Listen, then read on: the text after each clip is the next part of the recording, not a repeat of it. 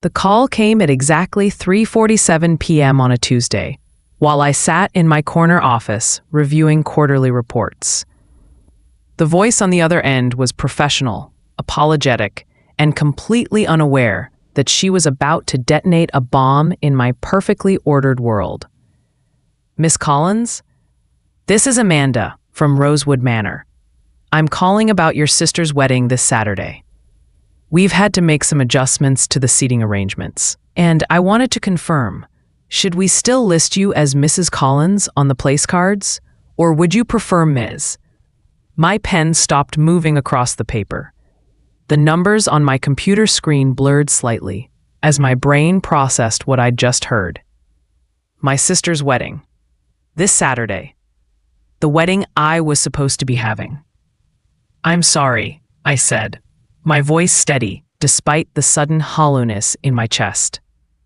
"Could you repeat that?" "Your sister's wedding at Rosewood Manor this Saturday. The Collins-Brennan ceremony? She mentioned you might prefer different name formatting for your place card, since there was some confusion earlier about the RSVP. I set my pen down very carefully, as if it were made of glass. Through my office window, downtown Seattle continued its busy Tuesday afternoon rhythm. Cars moved along the streets below. People hurried along sidewalks with coffee cups and briefcases, completely unaware that my world had just tilted off its axis. Of course, I managed. "Could you hold for just one moment?" I muted the phone and sat back in my leather chair, staring at the framed photo on my desk. It showed me and my sister Victoria at last year's Christmas party, our arms around each other, both of us laughing at something our mother had said. Victoria's engagement ring, the ring that had belonged to our grandmother, sparkled on her left hand, the same ring that had been on my finger just 6 months ago. I unmuted the phone. "I'm sorry, Amanda, but I think there might be some confusion. Could you tell me the groom's name again?" "Marcus Brennan, of course. Such a lovely couple. Your sister showed me the photos from their engagement shoot last week. They looked absolutely radiant. Marcus, my Marcus, the man I've been planning to marry this Saturday at Rosewood Manor, the venue we'd booked 18 months ago, the man who'd proposed to me with our grandmother's ring on the beach in Cannon Beach last summer. Ms. Collins, are you still there?" "Yes," I said, and somehow my voice remained perfectly level. "Yes, I'm here. You know what? I think I'll skip the formal place card. Family doesn't need such formality." "Oh, how wonderful. Family weddings are always so special. Will you be bringing a +1? I don't see anyone listed under your RSVP." "No," I said quietly. "No +1. I'll be coming alone." After I hung up, I sat in my office for exactly 5 minutes, watching the second hand on my wall clock make its rounds. Then I opened my laptop and began typing. The first search was simple. Victoria Collins, Marcus Brennan, engagement announcement. It appeared immediately in the Seattle Times social section, dated 3 weeks ago. The photo showed them on the steps of Pike Place Market, Victoria's left hand prominently displayed, our grandmother's ring catching the morning light. The article gushed about their whirlwind romance and how they'd found love when they least expected it. It mentioned that Marcus was a successful architect, the same job description that had been in my wedding announcements, the ones we'd never sent out because Marcus had suddenly developed cold feet about the whole thing back in March. I clicked through to Victoria's Instagram, photo after photo of her and Marcus, dating back to February. Valentine's Day dinner at the restaurant where Marcus had taken me for our first anniversary, a weekend trip to Victoria Island, the same trip he'd planned for us, but canceled last minute due to work commitments. Photos of them house hunting in the Queen Anne neighborhood, looking at the exact style of craftsman bungalow Marcus and I had discussed buying after the wedding. The most recent photo was from yesterday, Victoria in a flowing white dress, holding a bouquet of peonies, my favorite flower, the one I'd chosen for my own bouquet, standing in what was clearly the bridal suite at Rosewood Manor. The caption read, "One more day until I marry my best friend and soulmate. Can't wait to start our forever tomorrow. #Brennan Wedding, #Love Wins, #soulmate.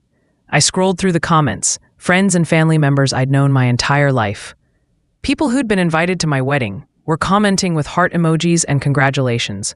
My own aunt had written, "You two are perfect together. So much better than, well, never mind. This is your day." I closed the laptop and looked out my window again. The sun was setting behind the Olympic Mountains, painting the sky in shades of pink and gold. In 36 hours, my sister would be walking down the aisle I was supposed to walk down, wearing the dress I dreamed of wearing, marrying the man I'd planned to spend my life with. And somehow I wasn't invited. My phone buzzed with a text from my mother. "Honey, are you coming to dinner Sunday? Victoria and Marcus want to share some exciting news with the family." I stared at the message for a long moment, then typed back, "Wouldn't miss it for the world." As I gathered my things to leave the office, I caught my reflection in the darkened window. I looked exactly the same as I had this morning. Professionally dressed, composed, successful. No one would guess that I'd just discovered my entire life had been stolen from under my nose. But as I walked to the elevator, I found myself thinking about something Marcus had said to me once.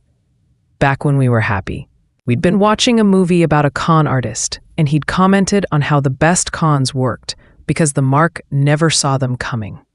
The key, he'd said, is that the victim has to believe they're in control right up until the very end.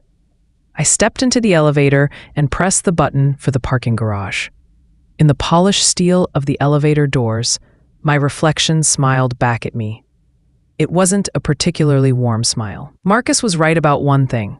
The best cons did work because the mark never saw them coming. He just had no idea who the real mark was. I didn't go home that night. Instead, I drove to my office storage unit across town, the one I'd rented 3 months ago when I'd started cleaning out the apartment Marcus and I had shared. At the time, I'd told myself I was just making space, being practical about our relationship that seemed to be cooling. Now I understood I'd been preparing for war.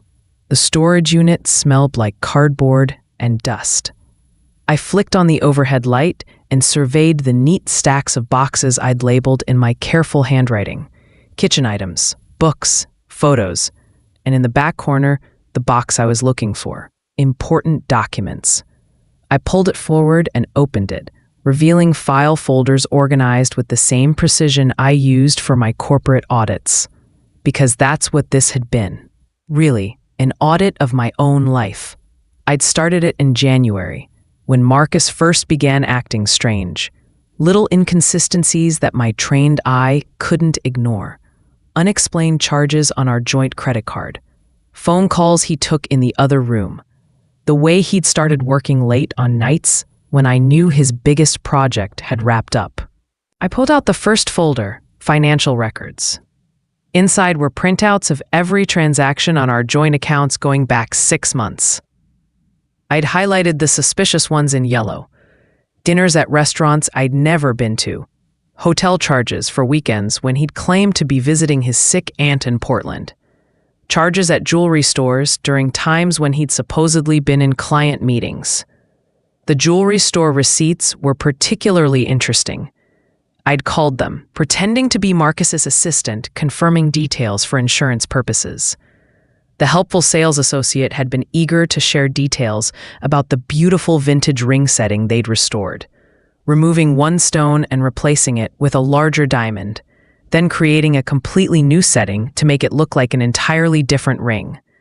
Our grandmother's ring, the one Victoria was now wearing, believing it was a symbol of Marcus's love and commitment.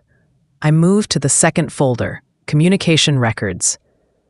I'd installed monitoring software on our shared laptop back in February, after finding suspicious browser history. The software had captured everything, emails, chat logs, even deleted items he thought were gone forever. The earliest messages between Marcus and Victoria dated back to December, just 2 months after our engagement. They'd started innocently enough, Victoria reaching out to ask about surprise party ideas for my birthday. But by January, the tone had shifted. "She's always so busy with work," Victoria had written. "Sometimes I wonder if she even notices what's right in front of her." "She's ambitious," Marcus had replied. "It's what I loved about her at first." But lately, it feels like I'm competing with her career for attention. Some women are just meant for boardrooms instead of bedrooms, Victoria had responded. There's nothing wrong with that. But you deserve someone who puts you first. I remembered that conversation date. It was the night I'd worked late to finish the quarterly audit for our biggest client, the one that had earned me a promotion and a 30% raise. I'd come home excited to share the news, only to find Marcus asleep on the couch, a half-empty bottle of wine on the coffee table. The messages had escalated from there. Innocent coffee dates became lunch meetings. Lunch meetings became long walks where they talked about everything. By February, they were meeting multiple times a week, with Victoria playing the role of sympathetic ear and Marcus playing the misunderstood fiancé. I think I'm falling for you, Marcus had written in early March. Is that crazy? It's only crazy if you stay with someone who doesn't appreciate you, Victoria had replied. Life's too short to settle for anything less than epic love. Epic love. That was Victoria's phrase, the one she'd used since we were teenagers to describe her dream relationship. She'd said it about every boyfriend, every crush, every romantic comedy hero she'd fallen for over the years. I pulled out the third folder, Property and Legal. This one contained copy of our lease agreement, insurance policies, and the wedding contracts, including the original contract for Rosewood Manor, signed by both Marcus and me, with a hefty deposit paid from our joint account. I'd called the venue's booking office 2 weeks ago, pretending to be confirming details. They'd been confused at first. They had the Collins-Brennan wedding on file for this Saturday, but the bride's name was listed as Victoria, not Alexandra. When I'd pressed for details, they'd explained that Marcus had called in March to change the bride's name, citing a family situation that required his original fiancé to step aside for her sister. It's actually quite romantic, the booking coordinator had gushed. He said he realized he'd fallen for the wrong sister, and the bride was gracious enough to step aside so her sister could have the fairy tale wedding she'd always dreamed of. Gracious enough to step aside. As if I'd willingly handed over my fiancé and my wedding like some selfless romantic heroine. The reality was much simpler. They'd simply decided to steal my life and bet that I'd be too hurt and humiliated to fight back. They'd bet wrong. I pulled out the final folder, Contingency Plans. Inside were business cards for 3 different attorneys, detailed notes from consultations, and draft documents I'd been preparing since I first suspected something was wrong. The beautiful thing about being a corporate auditor was that I understood how to trace money, how to document fraud, and how to build an airtight case. I also understood that the best revenge wasn't emotional. It was legal, precise, and absolutely devastating. I closed the boxes and loaded them into my car. Tomorrow was Wednesday. The wedding was Saturday. That gave me exactly 3 days to implement the plan I'd been refining for months. As I drove back toward downtown, my phone rang. Victoria's name appeared on the screen, probably calling to do damage control after the venue's slip-up. I let it go to voicemail, then played the message back on speaker. Alex, hi. I was just thinking about you. I know you've been so busy with work lately, but I was wondering, well, I have some exciting news to share, and I'd love to tell you in person. Could we maybe grab coffee tomorrow? There's something important I need to discuss with you. Her voice was carefully modulated, the tone she'd used since childhood when she was about to ask for something big, permission to borrow my car, help with her college tuition, forgiveness for whatever mess she'd created this time. I smiled as I deleted the message. Victoria had always been good at reading people, but she'd made one crucial error in judgment. She thought she was dealing with the same big sister who'd always cleaned up her messes and put her needs first. She had no idea that I'd spent the last 3 months transforming into someone completely different. Someone who documented everything, planned for every contingency, and never ever forgave a betrayal. Tomorrow's coffee meeting was going to be very interesting indeed. Victoria chose the coffee shop on Pine Street, the one with the exposed brick walls and mismatched vintage furniture. It was her favorite spot, the place she came to feel artistic and deep. She was already there when I arrived, sitting in the corner booth she always claimed, nervously stirring a lavender latte. She looked beautiful, as always. Victoria had inherited our mother's delicate features and natural grace, while I'd gotten our father's sharp angles and serious demeanor. Growing up, I'd been the responsible one, the achiever, the one who took care of everyone else. Victoria had been the dreamer, the artist, the one everyone protected and indulged. Alex, she stood to hug me and I let her, noting how her hands trembled slightly. Thank you so much for meeting me. I know you're incredibly busy.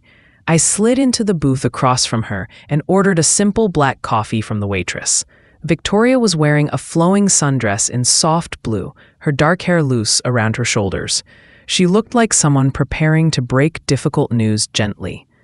You said you had something important to discuss, I said, keeping my voice neutral and professional, the same tone I used in client meetings. Yes, well. Victoria twisted her engagement ring, my engagement ring, around her finger. This is harder than I thought it would be. Alex, there's something I need to tell you, and I hope you'll try to understand.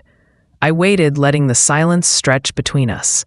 In negotiations, the person who spoke first usually lost. It's about Marcus, she continued, her voice getting smaller.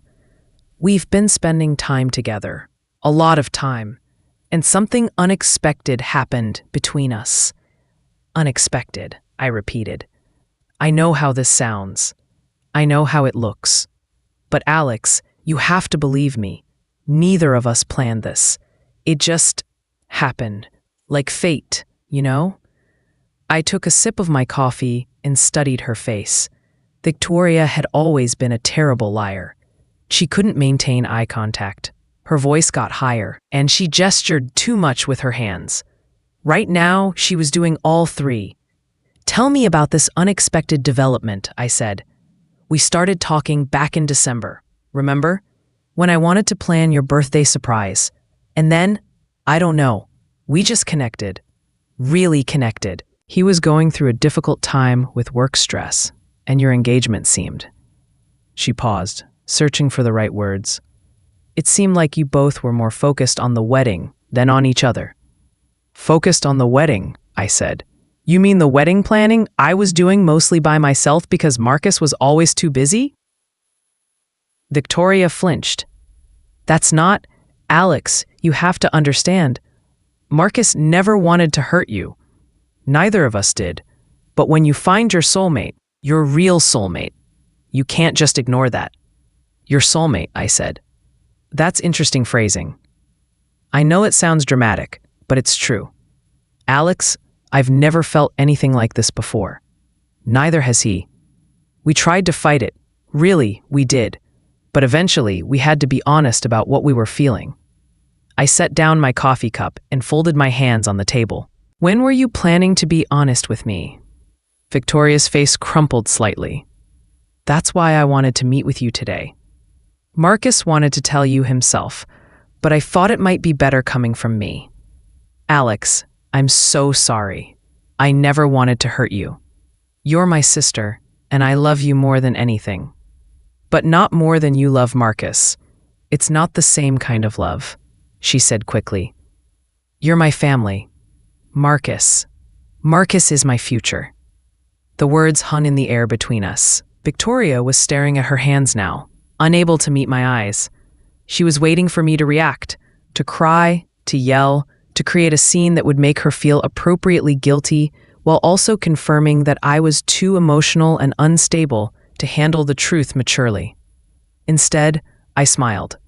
Victoria, I said gently, can I ask you something? She looked up, surprised by my tone. Of course. When did Marcus give you that ring? Her hand instinctively moved to cover the diamond. Last month. Why? It's beautiful. It looks almost exactly like grandmother's ring. It is grandmother's ring.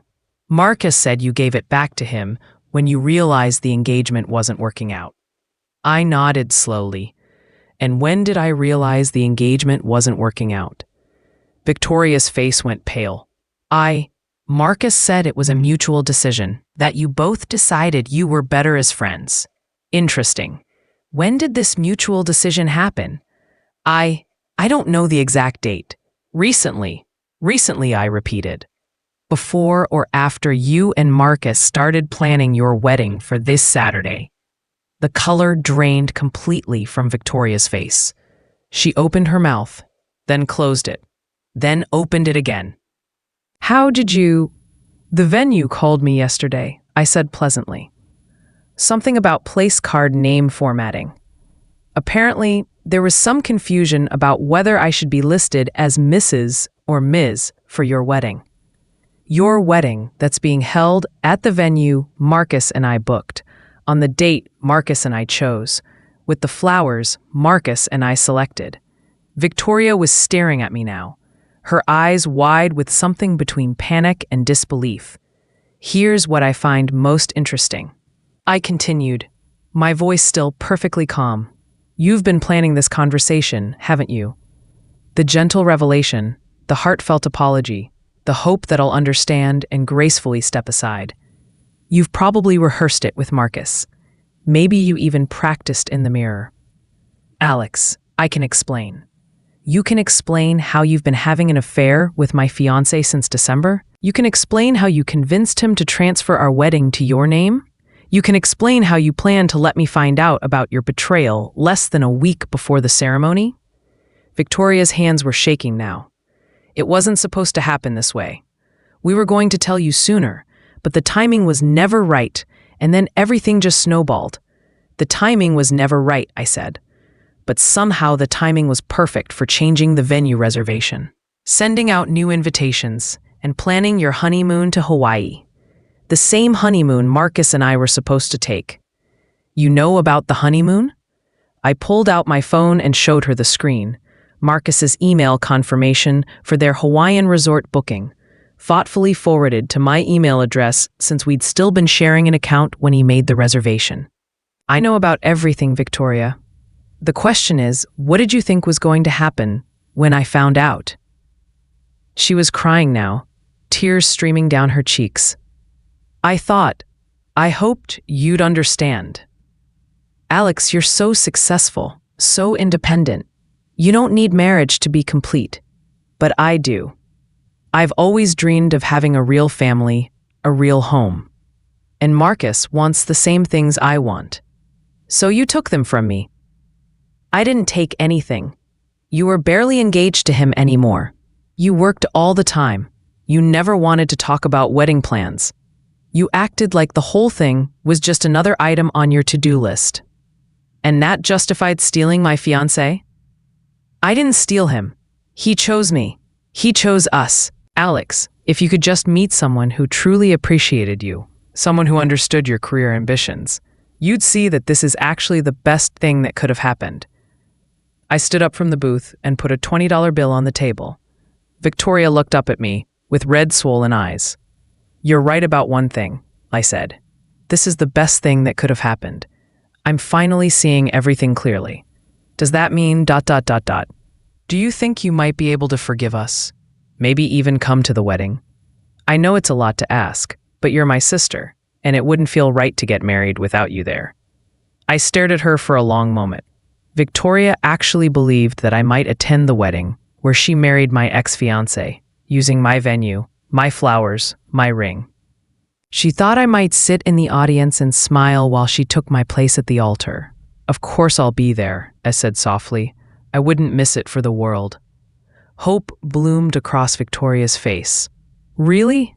Oh, Alex, thank you. Thank you so much. I know this is hard, but I promise we'll make it up to you.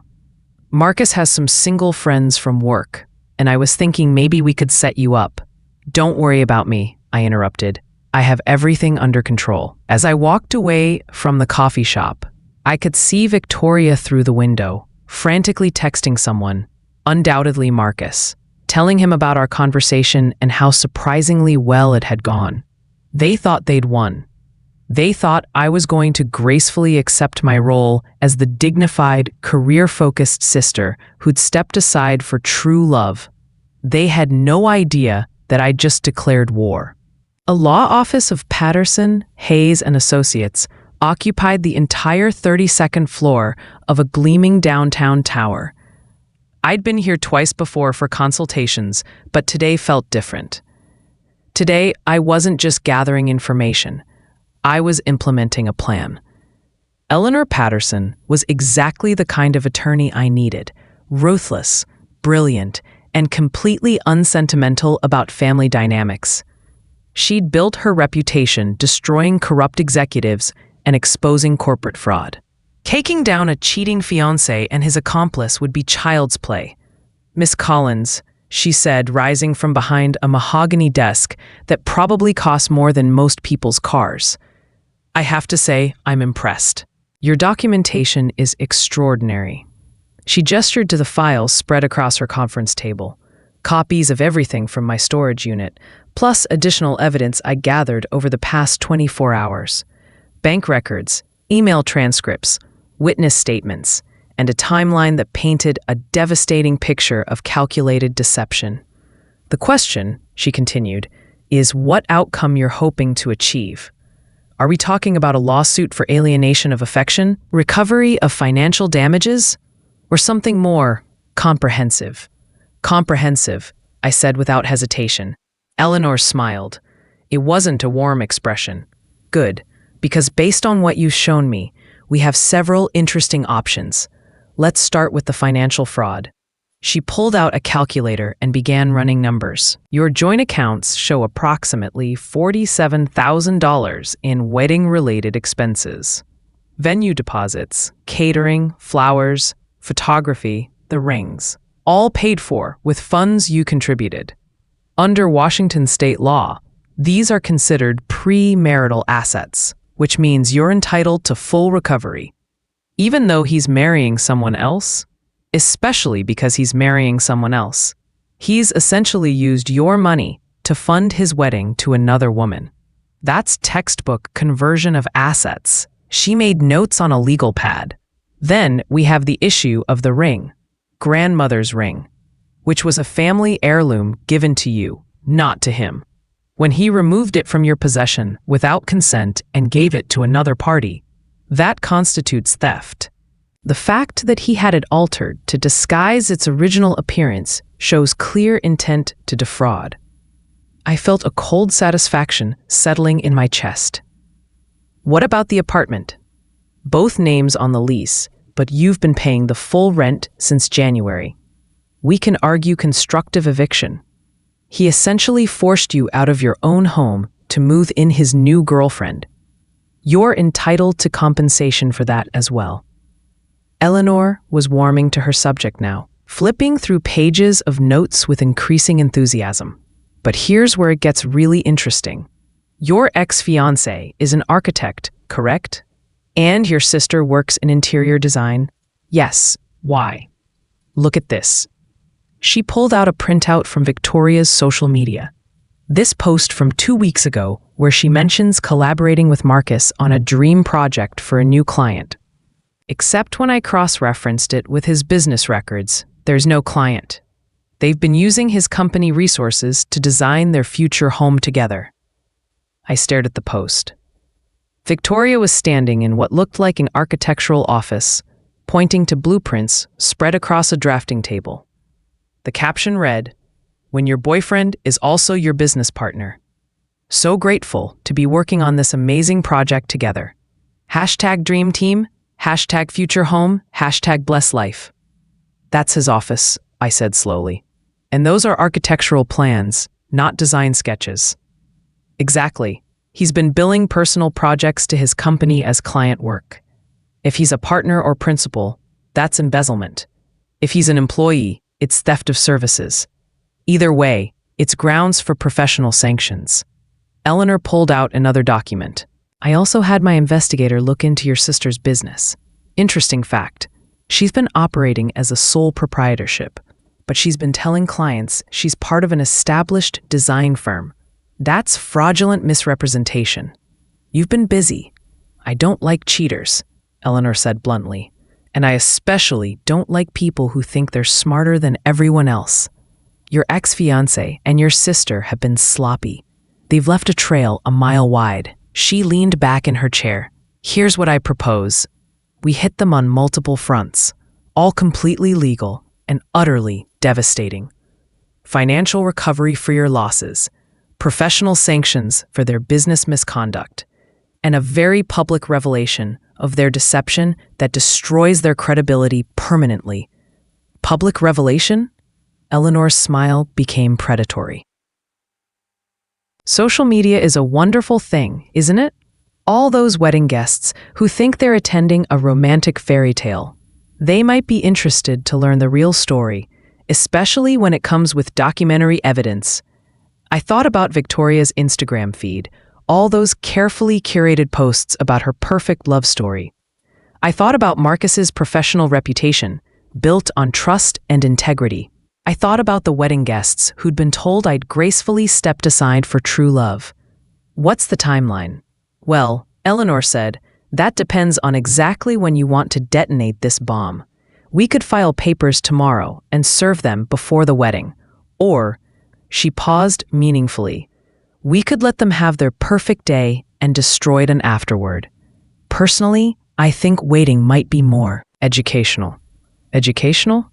They're planning to spend money they don't have on a honeymoon they can't afford, using credit cards that are about to be frozen. They're going to network with wedding guests about business opportunities that are about to evaporate. And they're going to post photos and declarations of love that are going to look rather embarrassing when the lawsuits become public record. I considered this. There was something appealing about letting them enjoy their moment of triumph before revealing that it was built on quicksand. On the other hand, Eleanor continued, if you want maximum impact and public humiliation, there's something to be said for stopping the wedding altogether. Imagine their faces when a process server shows up at the altar. I stood and walked to the floor-to-ceiling windows, looking out at the city spread below. Seattle looked so orderly from this height, all clean lines and rational planning. It was hard to believe that down there, people were making devastating decisions that would reshape their lives forever. There's a third option, I said slowly. Oh? Let them have the wedding. But make sure they know in that moment exactly what they've done and exactly what it's going to cost them. Eleanor leaned forward, intrigued. Go on. They want a fairy tale? Let's give them one. The kind where the wicked stepsisters get their comeuppance at the ball. I turned back to face her. Can you have everything ready to file on Monday morning? Absolutely. Good, because I'm going to that wedding. And I'm going to give them a wedding gift they'll never forget. Eleanor laughed. A sound like breaking glass. Ms. Collins, I think this is going to be a very profitable partnership. As I left the law office, I felt lighter than I had in months. For the first time since discovering the betrayal, I wasn't just reacting to what had been done to me. I was taking control. Marcus and Victoria thought they were playing chess while I was stuck playing checkers. They were about to learn that I'd been playing a completely different game all along. Friday evening found me sitting in my empty apartment, surrounded by the remnants of a life I'd spent 2 years building. The walls were bare now, marked only by the faint outlines where our photos had hung. The furniture was mostly gone, sold or donated over the past few months during my spring cleaning phase. What remained fit into 3 suitcases and a handful of boxes. Everything I needed to start over completely. My phone had been buzzing all day with messages from family members asking about my absence from the rehearsal dinner. I'd sent regrets, claiming a work emergency that required immediate attention.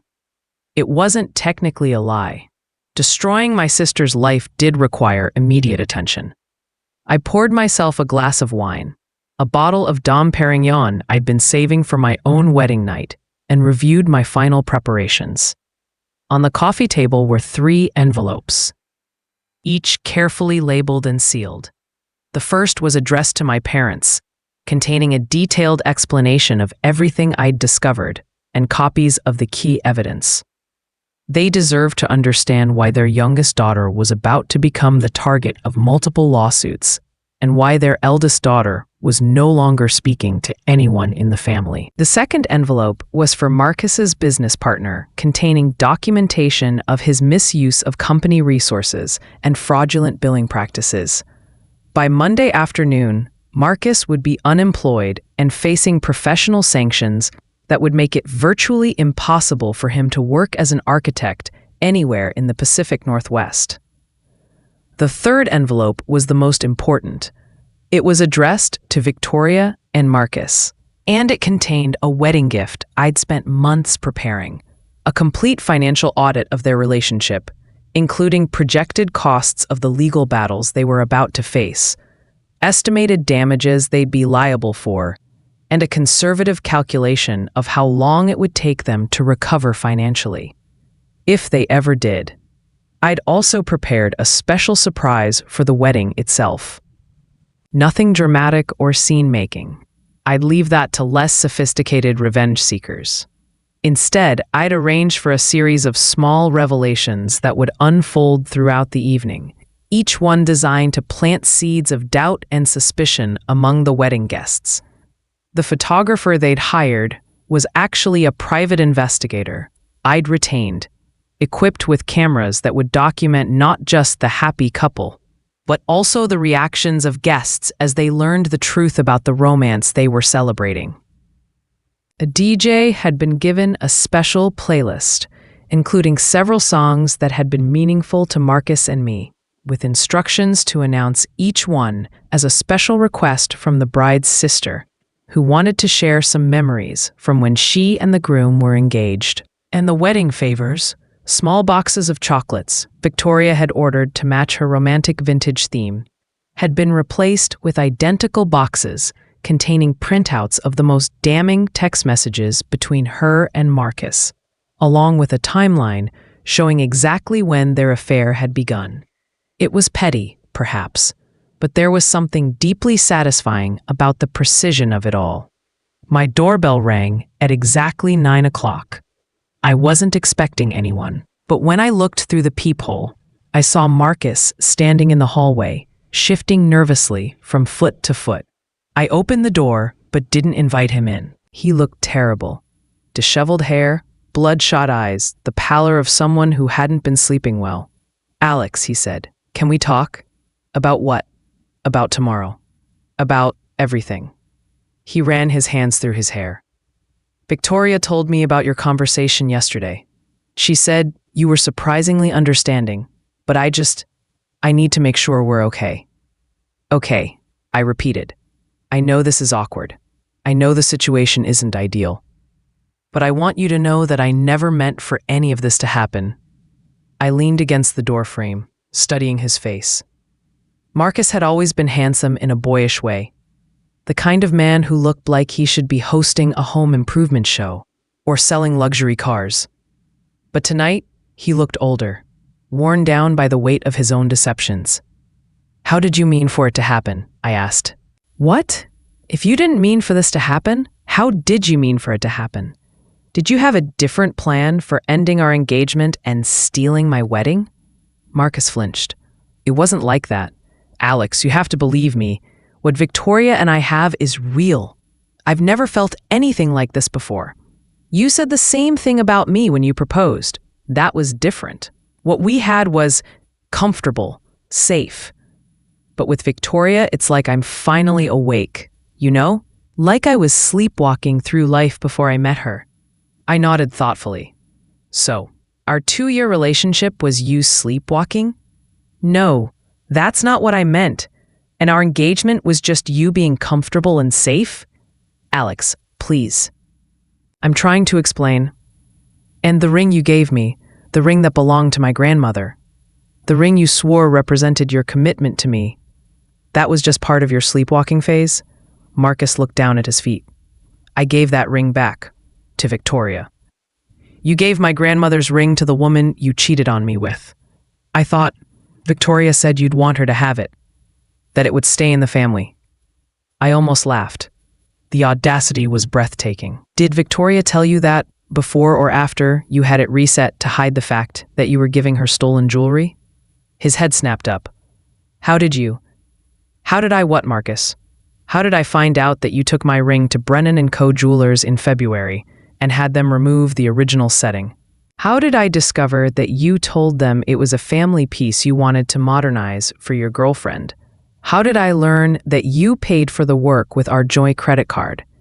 The color was draining from his face with each revelation. Alex, I can explain. Can you also explain the hotel receipts, the dinners, the weekend getaway to Victoria Island that you supposedly canceled on me because of work? Marcus was staring at me now with growing alarm. You've been investigating me. I've been protecting myself, something I should have done much sooner. He took a step back. Alex, whatever you're thinking of doing. What am I thinking of doing, Marcus? I don't know, but you're scaring me. This isn't like you. You're right, I said calmly. The old me would have cried and begged you to choose me over my sister. The old me would have quietly disappeared and let you both live happily ever after with my money, my ring, and my wedding. But the old me was naive. She thought love meant trust. She thought family meant loyalty. It can still mean those things, can it? Because tomorrow you're going to stand up in front of everyone we know and promise to love, honor, and cherish my sister. The same promises you made to me 8 months ago. And all those people are going to celebrate your great love story, never knowing that it began with you stealing from me and lying to both of us. Marcus ran his hands through his hair again. What do you want from me, Alex? Do you want me to call off the wedding? Because I can't do that. I love her. I don't want you to call off anything, I said softly. I want you to have exactly what you've chosen. What does that mean? I smiled at him, the same smile I'd given my reflection in the elevator 3 days ago. It means enjoy your wedding, Marcus. Enjoy every single moment of it. Dance with your bride, kiss her at the altar, make all those beautiful promises about forever. Because tomorrow night is going to be the last time either of you feels like celebrating for a very, very long time. Alex, I closed the door in his face and turned the deadbolt. Through the wood, I could hear him calling my name, but I walked away and turned up the music on my phone. I had an early morning ahead of me, and I wanted to be well rested for the performance of my lifetime. Saturday morning dawned clear and bright, the kind of perfect September day that seemed designed for outdoor weddings. I woke up at 6, had a light breakfast, and spent an hour at the gym, working off the nervous energy that had been building for days. By 9 o'clock, I was at the salon, sitting in the chair I'd booked months ago for my own wedding day. The irony wasn't lost on me, but I decided to keep the appointment anyway. If I was going to attend my sister's wedding, I wanted to look absolutely perfect. Special occasion today? Asked Carmen, the stylist who'd done my hair for every important event for the past 3 years. You could say that, I replied. It's my sister's wedding. How exciting. Maid of honor? Something like that. Carmen worked her magic, creating an elegant updo that made me look sophisticated and untouchable. She added subtle makeup that enhanced my features without looking overdone. When she finished, I looked like exactly what I was, a successful, confident woman who had everything under control. The dress I'd chosen was perfect for the occasion. A deep, navy blue silk that was formal enough for a wedding, but not so attention-grabbing that it would upstage the bride. I'd bought it 2 weeks ago, specifically for today. It fit like it had been made for me, and it made me feel powerful. At 11:30, I drove to Rosewood Manor. The venue looked exactly as I'd imagined it would for my own wedding. Elegant, romantic, with white roses and greenery adorning every surface. Guests were already arriving, many of them people I'd known my entire life. I watched from my car as my aunt and uncle walked up the front steps, followed by Marcus's parents and several of our college friends. They all looked happy, excited to celebrate what they believed was a beautiful love story. None of them knew they were about to witness a masterclass in public humiliation. I waited until 12:15 before going inside. The ceremony was scheduled to start at 1, which meant most guests would already be seated. I wanted to make an entrance, but not the kind Victoria was expecting. The interior of Rosewood Manor was breathtaking. The ceremony space had been decorated exactly as I'd planned. White roses, eucalyptus garlands, and soft lighting that made everything look like a fairy tale. The altar where I should have been standing was draped in flowing white fabric, with an archway of flowers that had cost more than most people's cars. My parents were sitting in the front row, on the bride's side, dressed in their wedding best. My mother was dabbing at her eyes with a tissue, already emotional about seeing her youngest daughter get married. My father looked proud but slightly uncomfortable in his formal suit. I slid into a seat in the back, acknowledging a few surprise greetings from guests who recognized me. Most people seemed genuinely happy to see me, commenting on how gracious I was being about the whole situation. "Alex," my cousin Monica grabbed my arm as I sat down. "I'm so glad you came. Victoria wasn't sure you'd be able to make it." "I wouldn't miss it," I said sincerely. "You're being so mature about everything. I don't know if I could be so understanding if my sister—" She trailed off, realizing she was venturing into sensitive territory. "If your sister what?" I asked pleasantly. "Well, with Marcus." "A whole situation must be so awkward for you." "Actually," I said, "I think everything worked out exactly as it was supposed to." Monica looked confused, but before she could respond, the music started. The processional began with Marcus's groomsmen walking down the aisle, followed by Marcus himself. He looked handsome in his black tuxedo, but I could see the tension in his shoulders, the way his smile didn't quite reach his eyes. When his gaze found me in the back row, he stumbled slightly. I gave him a small wave and a brilliant smile. He quickly looked away.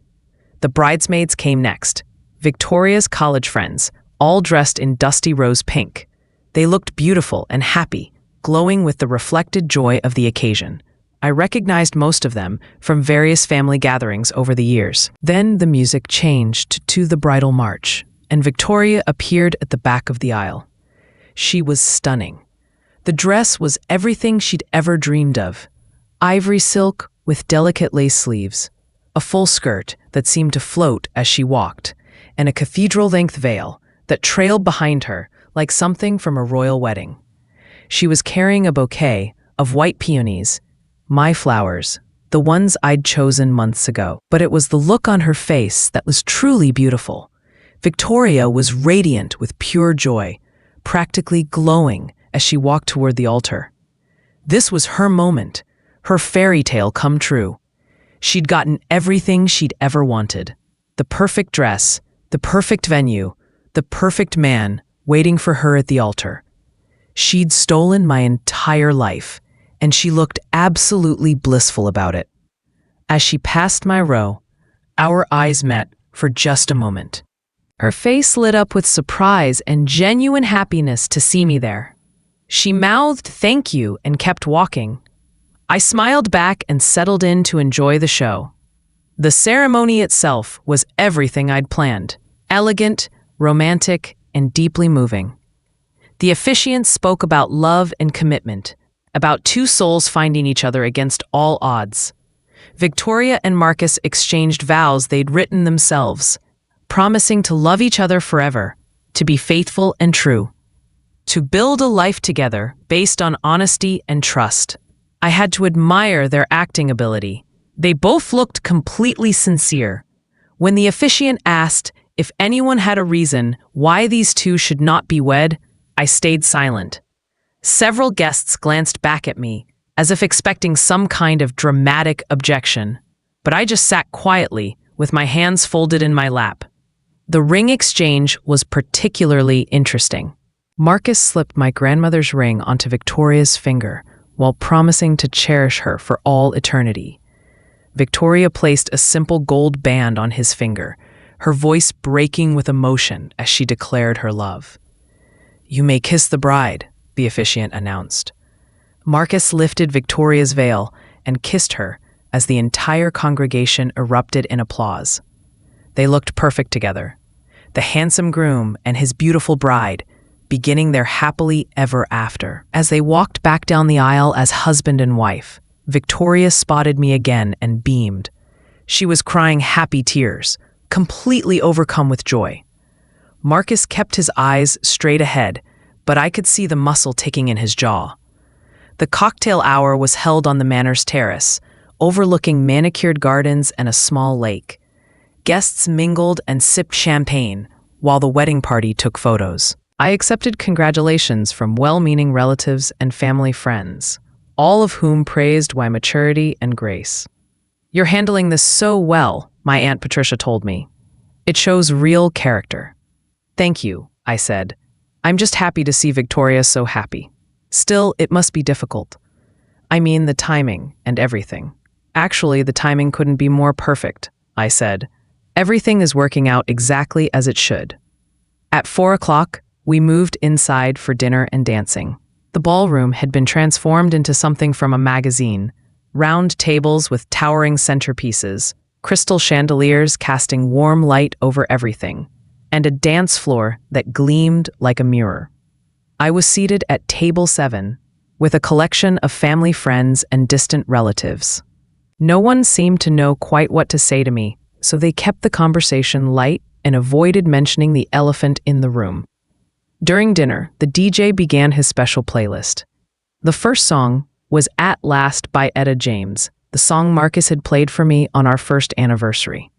As it began, the DJ announced, "This next song is a special request from the bride's sister, who wanted to share some memories from when she and the groom were engaged." The effect was immediate and electric. Conversations stopped, heads turned, people began whispering furiously to each other, trying to process what they'd just heard. Victoria's face went white. Marcus looked like he might be sick, but I just smiled and raised my champagne glass in a little toast toward the head table. The second song was even better. Thinking Out Loud by Ed Sheeran, the song we'd chosen for our first dance. Again, the DJ made his announcement about it being a special request from the bride's sister, along with a little story about how meaningful this song had been during her engagement to the groom. By the third song, the whispers had become full conversations. Guests were pulling out their phones, frantically texting and making calls.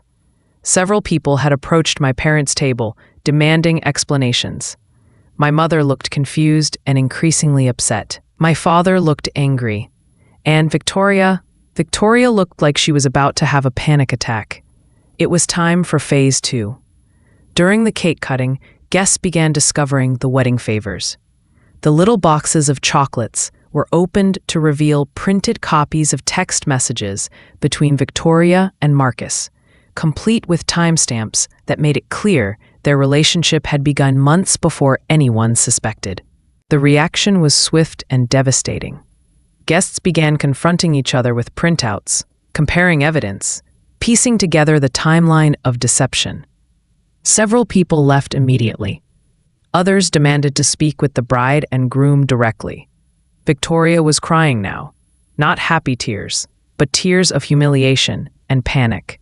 Marcus was trying to calm her while simultaneously fielding increasingly hostile questions from wedding guests who felt they'd been lied to. My parents made their way over to my table, both looking stricken. "Alexandra," my mother said, her voice shaking. "What is going on? People are saying, they're saying things that can't possibly be true." "What kinds of things?"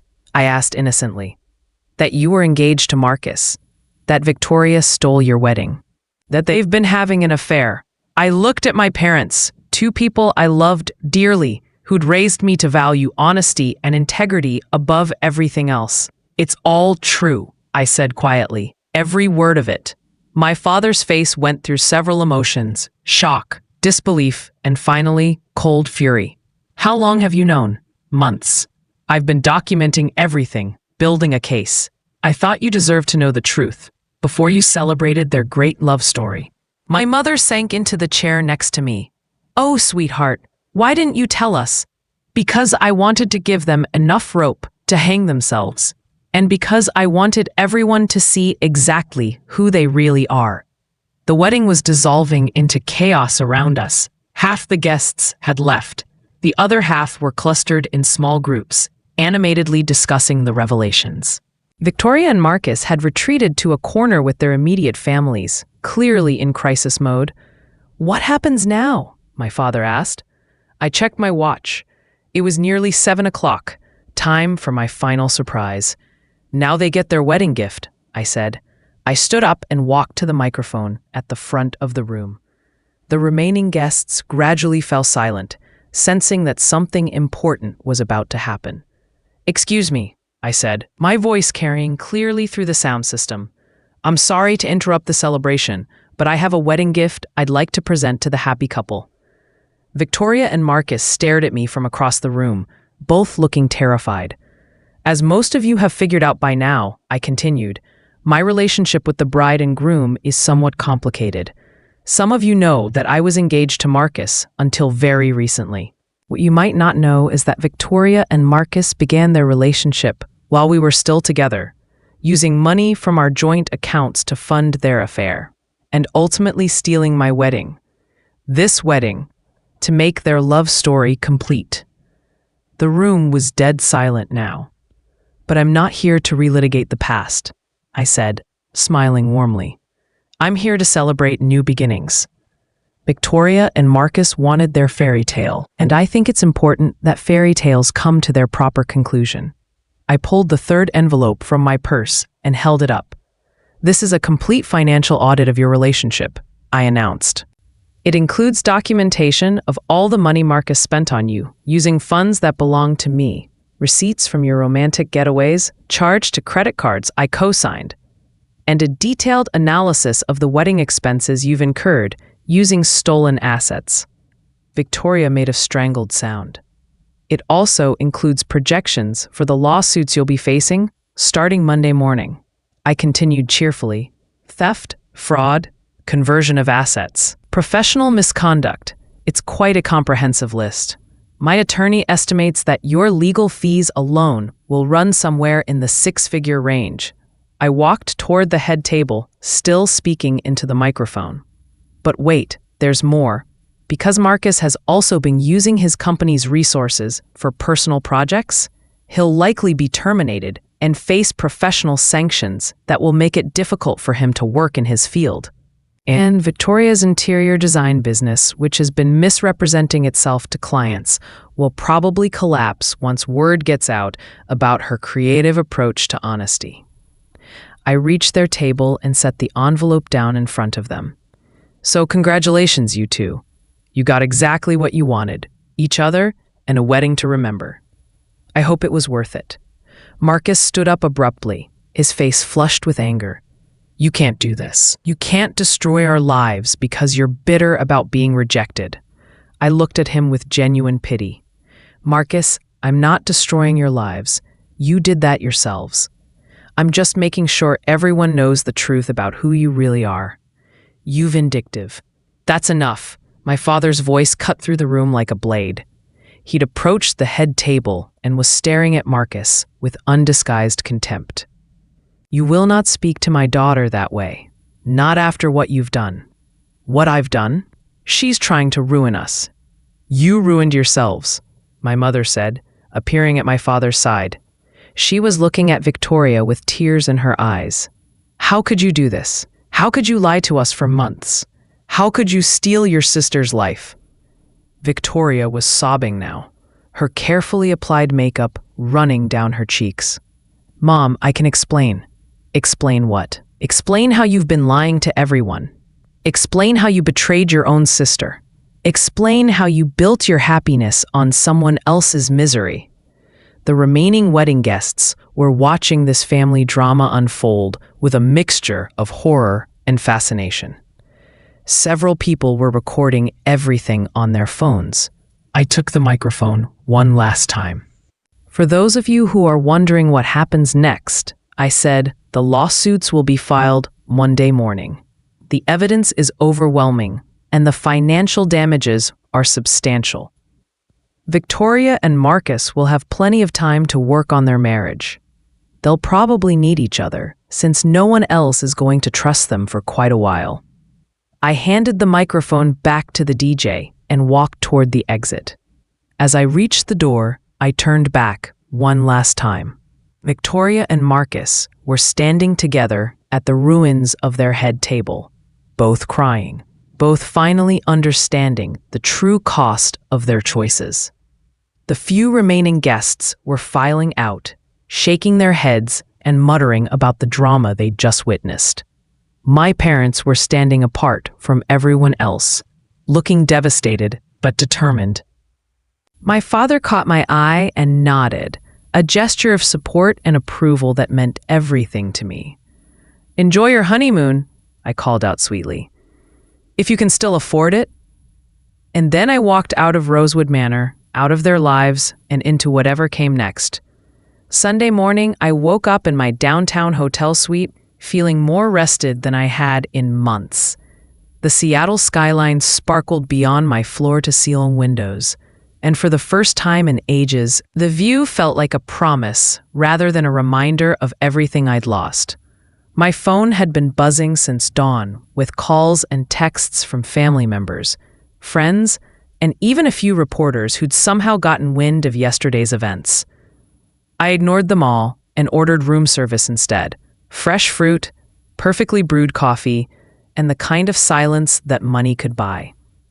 At 10 o'clock, I called Eleanor Patterson. "Ms. Collins," she answered on the first ring. "I trust yesterday went according to plan." "Better than I could have hoped," I said. "Are we ready for tomorrow?" "Oh, we're more than ready. I have to say, your little performance yesterday was masterful. Half of Seattle is talking about it, and the other half is calling my office asking if they can hire me to destroy their cheating spouses." I laughed. Unintended consequences, the best kind. I've already received calls from 3 different media outlets wanting to interview you about modern relationship fraud. Apparently, your story is striking a nerve with a lot of people. Media interviews? Only if you want them. But I have to say, there's something to be said for controlling the narrative. Your ex-fiancé and sister are going to try to spin this as the vindictive revenge of a bitter woman. Having your side of the story out there might be beneficial. I considered this while sipping my coffee. The old me would have hidden from the spotlight, embarrassed by the public nature of my humiliation. But the new me understood that sunshine was the best disinfectant. "Set them up," I said. "All of them." "Excellent. Oh, and Miss Collins? You should know that we've already received a call from Marcus's attorney. Apparently, they want to discuss a settlement." "A settlement?" "They're hoping to avoid the lawsuits by offering to pay back the money they stole and agreeing to certain concessions." I set down my coffee cup. "What kind of concessions?" "Marcus would resign from his firm and agree to professional sanctions that would prevent him from practicing architecture in Washington state. Victoria would shut down her design business and agree to cease any further contact with you. They'd also both sign non-disclosure agreements, preventing them from discussing the situation publicly. And in exchange, you'd agree not to pursue criminal charges or civil damages beyond the money they stole." I walked to the window and looked out at the city below. People were going about their Sunday routines, walking dogs, meeting friends for brunch, living their normal lives. None of them knew that their normal had been completely upended in the space of a single phone call 3 days ago. "What's your professional recommendation?" I asked. "Honestly, take the settlement. You'll get your money back, they'll be professionally ruined, and you can move on with your life without spending the next 2 years in litigation." "But," Eleanor laughed, "but I can tell from your voice that you're not interested in the practical choice. You're right. I want them to face the full consequences of their actions. I want everyone to know exactly what they did. And I want to make sure they never have the opportunity to do it to anyone else. In that case, we proceed as planned. Fair warning, it's going to get ugly. They'll try to destroy your reputation, claim you're unstable, paint you as the villain in this story. Let them try. I said, I have 18 months of documented evidence and a dozen witnesses to their lies. What do they have? Each other. And desperation, which can be dangerous. After I hung up with Eleanor, I spent the afternoon preparing for the media blitz. I organized my evidence into clear, compelling packages, practiced talking points that would resonate with viewers, and chose outfits that would project exactly the image I wanted: successful, composed, and utterly unbreakable. At 4 o'clock, my parents called. Alexandra, my mother said, her voice still shaky from yesterday's revelations, we need to talk. I'm listening. We had dinner with Victoria and Marcus last night. They're devastated. They know they made mistakes. But they love each other, and they're begging us to help them fix this. I closed my eyes. Even now, even after everything, my parents were trying to protect Victoria. It was what they'd always done: clean up her messes, smooth over her mistakes, enable her to avoid the consequences of her choices. What exactly are they asking you to do? They want us to convince you to accept a settlement, to let them pay you back and move on with their lives. And what did you tell them? There was a long pause. Finally, my father spoke. We told them that wasn't our decision to make, that they'd destroyed any right to ask for our help when they lied to us for months. Relief flooded through me. Thank you. But sweetheart, my mother continued, we're worried about you. This level of planning, of calculation, it's not like you. You're right, I said. It's not like the old me. The old me would have quietly disappeared and let them live happily ever after.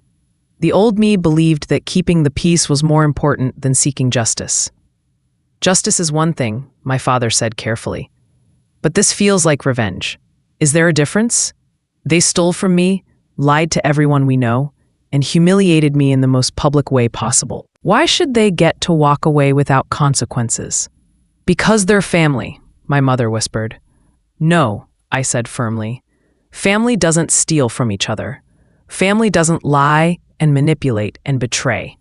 Victoria stopped being my family the moment she decided to take my life for herself. She's still your sister. Biologically, yes, but she made her choice, and now she gets to live with it.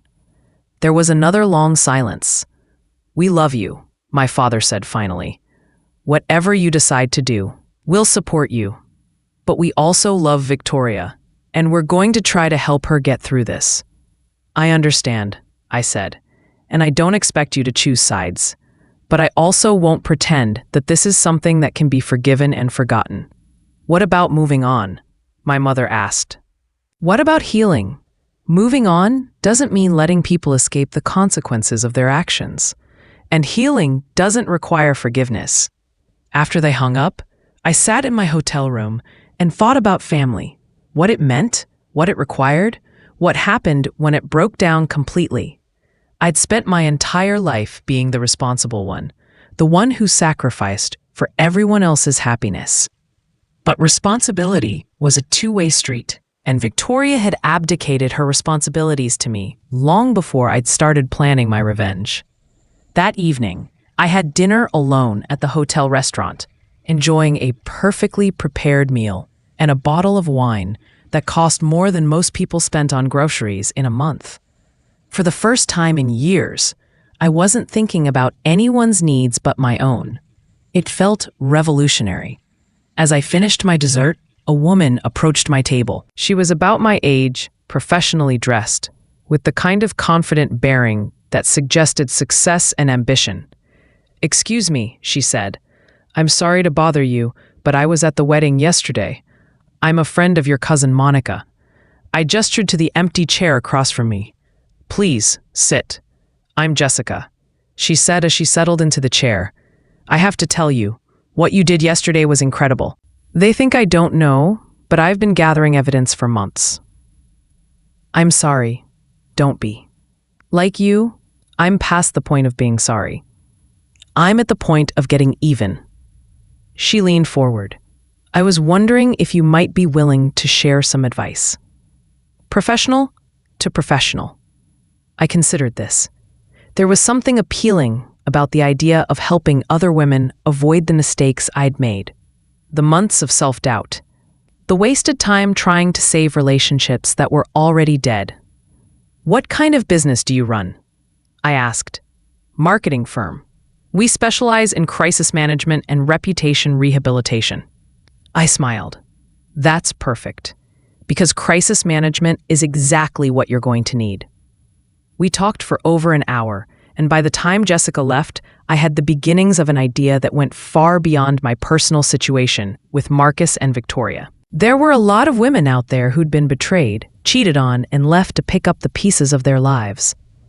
Most of them accepted it quietly, moved on without fighting back, let their betrayers escape without consequences. But what if they didn't have to? What if there was a better way? Monday morning arrived with the crisp promise of autumn and the satisfaction of watching my carefully laid plans come to fruition. By 9 a.m., I was sitting in Eleanor Patterson's office, watching her and her team file lawsuit after lawsuit against Marcus and Victoria. Conversion of assets, theft by deception, fraudulent misrepresentation, professional misconduct.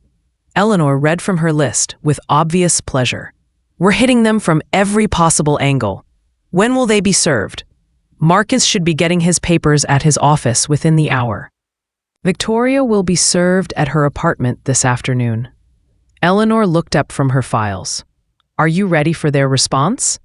What kind of response should I expect? Panic, initially, then anger, then desperate attempts to negotiate. Marcus's attorney has already called 3 times this morning, begging for a meeting. "Let them beg," I said. My phone buzzed with a text from the investigative reporter I was meeting for lunch. "Looking forward to our interview. This story is going to be huge. Speaking of which," Eleanor said, "you should know that Marcus and Victoria have hired a crisis management firm. They're planning their own media strategy." "What kind of strategy?"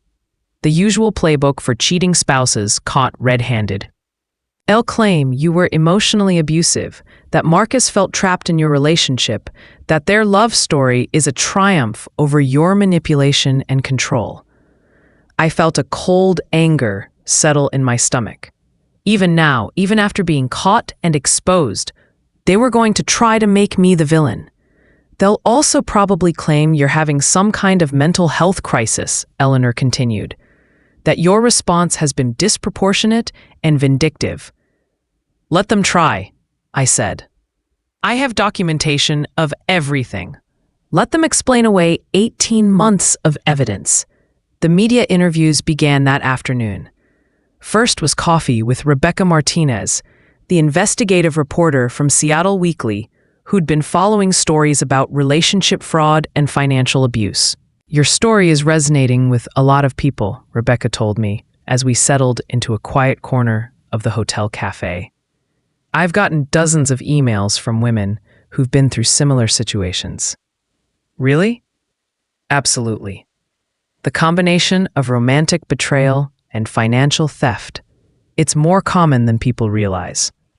Most women just quietly rebuild their lives and never seek justice. Why? Shame, mostly. Society tells us that if we've been cheated on, it's somehow our fault, that we weren't good enough, attractive enough, attentive enough. Fighting back makes us look bitter and vindictive." Rebecca pulled out her recording device. "Can you tell me when you first suspected something was wrong?" I walked her through the timeline, the small inconsistencies that had triggered my corporate auditor instincts, the decision to start documenting everything, the months of gathering evidence while pretending everything was normal. "That level of self-control must have been incredibly difficult," Rebecca observed. "It was necessary.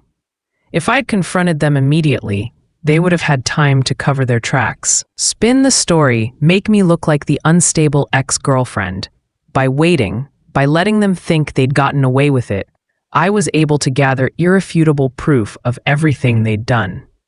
Some people might say your response was extreme. That public humiliation at their wedding was cruel." I looked Rebecca directly in the eyes. "They humiliated me first. They took my money, my ring, my wedding, and my fiancé. then expected me to quietly disappear so they could enjoy their stolen happiness. The only difference is that their humiliation of me was private, and mine of them was public. What do you want other women to learn from your story? That you don't have to accept betrayal quietly. That being hurt doesn't mean you have to be helpless. And that sometimes the best way to heal is to make sure the people who hurt you face real consequences for their actions. The interview with Channel 7 News was more challenging. The anchor, a perfectly coiffed woman named Patricia Wells, clearly had her own opinions about my approach. Some viewers might wonder if your response was proportional to the offense, she said during our on-camera interview. After all, relationships end every day. People fall in love with new partners. Isn't that just life? Relationships do end, I agreed. But they don't usually end with one partner stealing the other's money to fund an affair, lying about it for months, and then stealing their wedding to marry someone else. But the public humiliation at the wedding, wasn't that taking things too far? Patricia, they were planning to let me find out about their marriage through social media. Before I just quietly accept that my sister had married my ex-fiancé using my money and my wedding plans. The only reason they're upset about the public nature of my response is that they got caught. What would you say to people who think you should have handled this privately? I'd say they don't understand the situation. This wasn't a private betrayal. It was a public theft. It involved dozens of people in their deception, from wedding vendors to family members to mutual friends. They made everyone complicit in their lies. A public response was the only appropriate consequence. The interview that mattered most was with Maria Santos from the podcast Women Who Fight Back. Maria specialized in stories about women who refused to be victims, who fought for justice instead of quietly accepting mistreatment. Your story is interesting because it challenges the narrative that women should be gracious in defeat, Maria said. You refused to disappear quietly. Exactly. Society expects women to be understanding, forgiving, selfless. We're supposed to put everyone else's comfort ahead of our own need for justice. I decided to reject that expectation. Walk me through your decision-making process. When did you decide to fight back? The moment I realized they thought I was too weak or too nice to expose them. They were counting on my desire to avoid confrontation, to keep the peace, to protect the family. They bet that I'd value everyone else's comfort more than my own justice. And they bet wrong. Spectacularly wrong. By evening, my story was trending on social media. The hashtag #WeddingGateSeattle was being used thousands of times, mostly by women sharing their own stories of betrayal and praising my response. But there was also backlash. Marcus and Victoria's supporters were calling me everything from psychotic to vindictive to evil. They claimed I'd ruined two people's lives over a simple case of falling in love. I was reading through the comments when my phone rang. Victoria's name appeared on the screen, and for a moment I considered not answering. But curiosity won out. Hello, Victoria. Alex. Her voice was small, broken. Please, we need to talk. I think we've said everything we need to say. No, we haven't. Alex, you're destroying us. The lawsuits, the media attention, Marcus lost his job today. My clients are canceling their contracts. We can't afford our apartment anymore. That sounds like a problem you created for yourselves. We made mistakes. Okay, we hurt you, and we're sorry. But this is ruining our entire lives. I walked to my hotel window and looked out at the city lights. Somewhere out there, Marcus and Victoria were discovering what consequences felt like. You're right, I said quietly. I am ruining your lives. The same way you ruined mine. It's not the same thing, isn't it? You took my money, my ring, my wedding, my fiancé. You lied to everyone we know. You humiliated me and expected me to quietly disappear. The only difference is that you're facing the consequences publicly. We never meant for it to happen this way. How did you mean for it to happen, Victoria? What was your plan for telling me that you'd stolen my lice? Silence. That's what I thought, I said. You didn't have a plan because you never intended to tell me. You were going to let me find out through Instagram posts and wedding announcements. Alex, please, I'll do anything. I'll give you back the ring. I'll pay you back every penny. It's too late for that. It's never too late for family. We stopped being family the moment you decided to betray me. You made your choice, Victoria. Now live with it. I hung up and turned off my phone. Tuesday brought a new development that I hadn't anticipated. I was having breakfast in my hotel room when Eleanor called with news. We've got a problem, she said without preamble. Or maybe an opportunity, depending on how you look at it. What kind of problem? Marcus and Victoria have filed a restraining order against you. They're claiming harassment and threatening behavior. I set down my coffee cup. Based on what evidence? Apparently, your media interviews constitute harassment. They're also claiming that your calculated and premeditated campaign of destruction shows you're a danger to their safety. That's ridiculous. Of course it is, but it's also clever. They're trying to paint you as the unstable ex-girlfriend who can't accept rejection. If they can get a judge to believe you're mentally unstable, it undermines everything we're trying to accomplish. What's our response? We fight it, obviously. But Alex, I need to ask you something. And I need you to be completely honest with me. Okay? Are you planning any other surprises? Any other public revelations or confrontations? No. The wedding was the finale. Everything else is just legal proceedings. Good. Because we need to be absolutely careful about how this looks.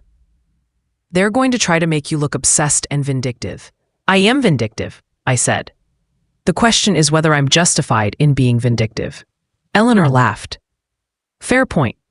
Okay, here's what we're going to do. We're going to turn their restraining order into an opportunity to present all of our evidence in court. Let them try to explain away 18 months of documented fraud. The restraining order hearing was scheduled for Thursday morning. That gave me 2 days to prepare for what would essentially be the first public airing of all the evidence I'd gathered. I spent Tuesday afternoon with Eleanor and her team, organizing exhibits and preparing testimony. We had bank records, email transcripts, photographs, witness statements, and a timeline that painted a devastating picture of calculated deception. The key, Eleanor explained, is to stay calm and factual. They're going to try to provoke an emotional response to make you look unhinged. Don't give them the satisfaction. What about their claims of harassment? We'll show that everything you did was a legitimate response to their fraud. You attended a wedding you were invited to, gave interviews about crimes committed against you, and filed lawsuits seeking restitution for stolen assets. That's not harassment, it's justice.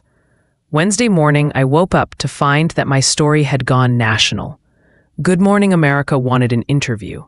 The Today Show was calling. Social media was exploding with women sharing their own stories of betrayal and financial abuse. I was reading through the latest flood of supportive messages when my phone rang. The caller ID showed my mother's number. Hi, Mom.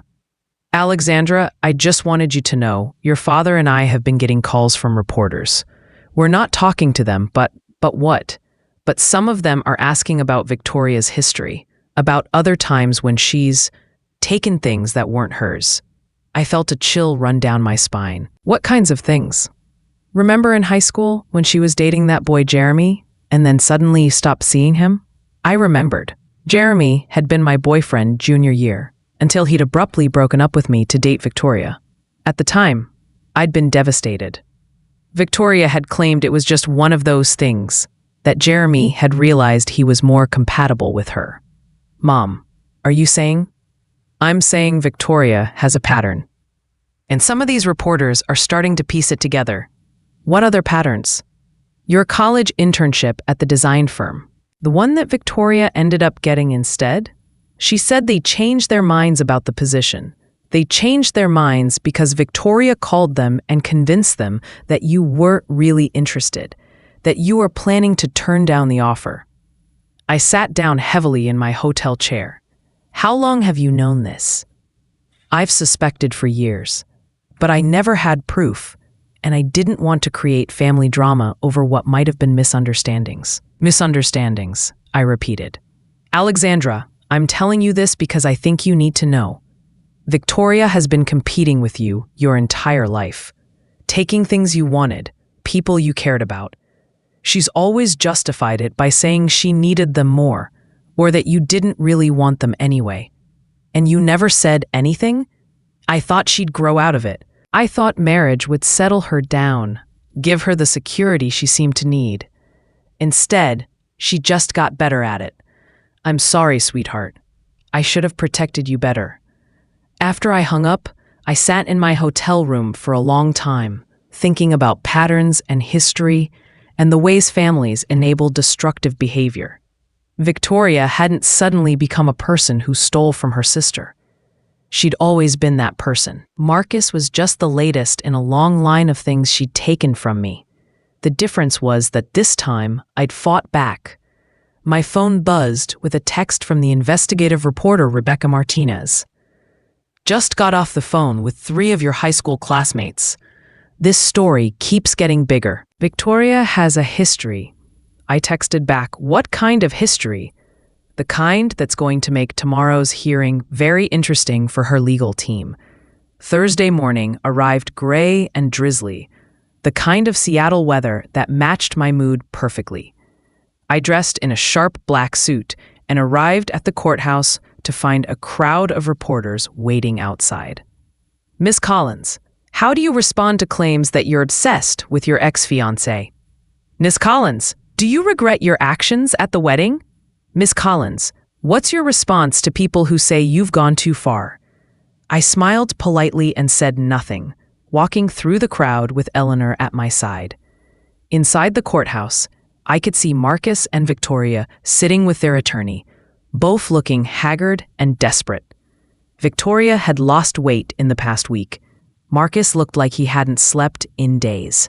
They were holding hands, presenting a united front against the storm they'd created for themselves.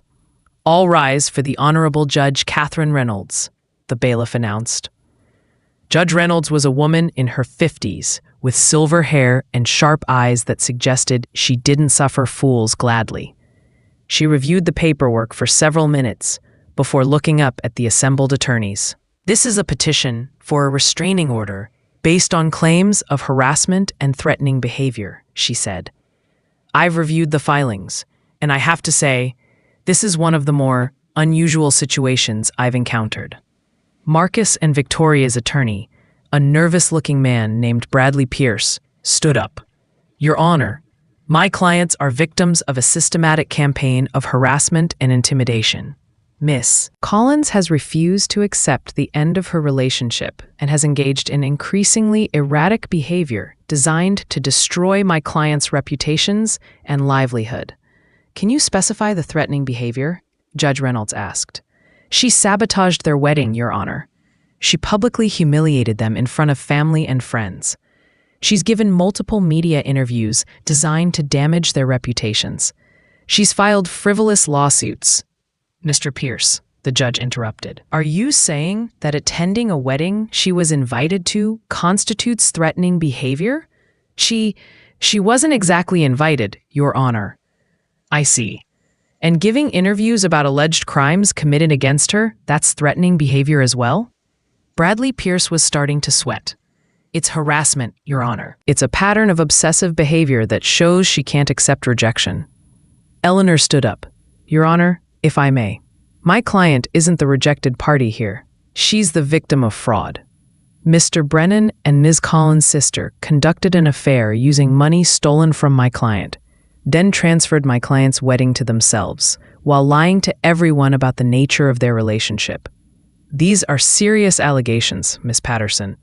Do you have evidence to support them? Extensive evidence, Your Honor.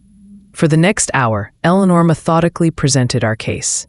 Bank records showing Marcus using our joint accounts to fund his affair. Email transcripts proving the timeline of deception. Witness statements from wedding vendors who'd been lied to about the change in bride. Bradley Pierce tried to object, claiming the evidence was irrelevant to the restraining order petition, but Judge Reynolds overruled him every time. "This court is interested in understanding the full context of the situation," she said firmly. The most devastating moment came when Eleanor presented the timeline of Victoria's pattern of behavior, the boyfriend she'd stolen in high school, the internship she'd sabotaged, the consistent history of taking things that belonged to me. "Your Honor," Eleanor said, "this wasn't a case of two people falling in love.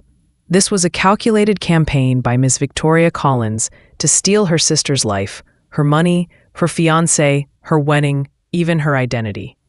My client's response wasn't harassment, it was self-defense. When it was Marcus and Victoria's turn to testify, things went badly for them very quickly. Mr. Brennan, Judge Reynolds said, "Can you explain why you used joint assets to fund personal activities with someone other than your fiancé?" Marcus squirmed in his seat. "It wasn't. I mean, we were taking a break from the relationship." "Were you? Because I see text messages here from that same time period where you were planning wedding details with Miss Alexandra Collins." "It's complicated, Your Honor. It seems quite simple to me. You were engaged to one woman while conducting an affair with her sister, using the fiancé's money to pay for it."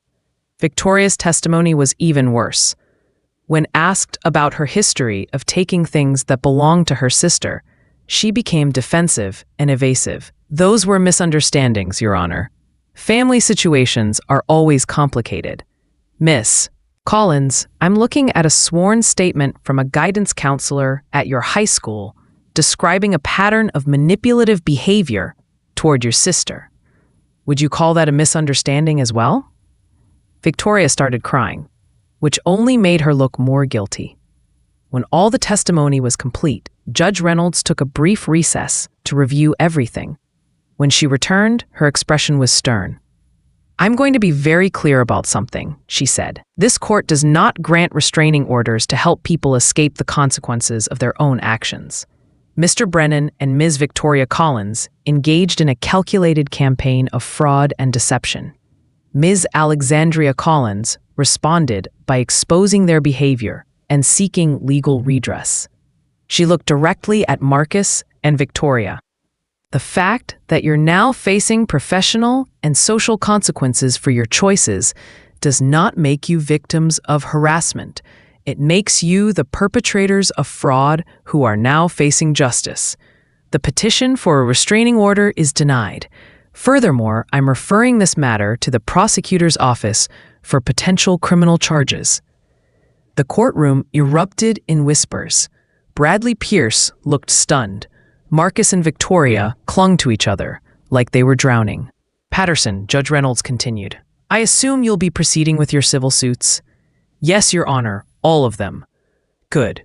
These defendants need to understand that actions have consequences."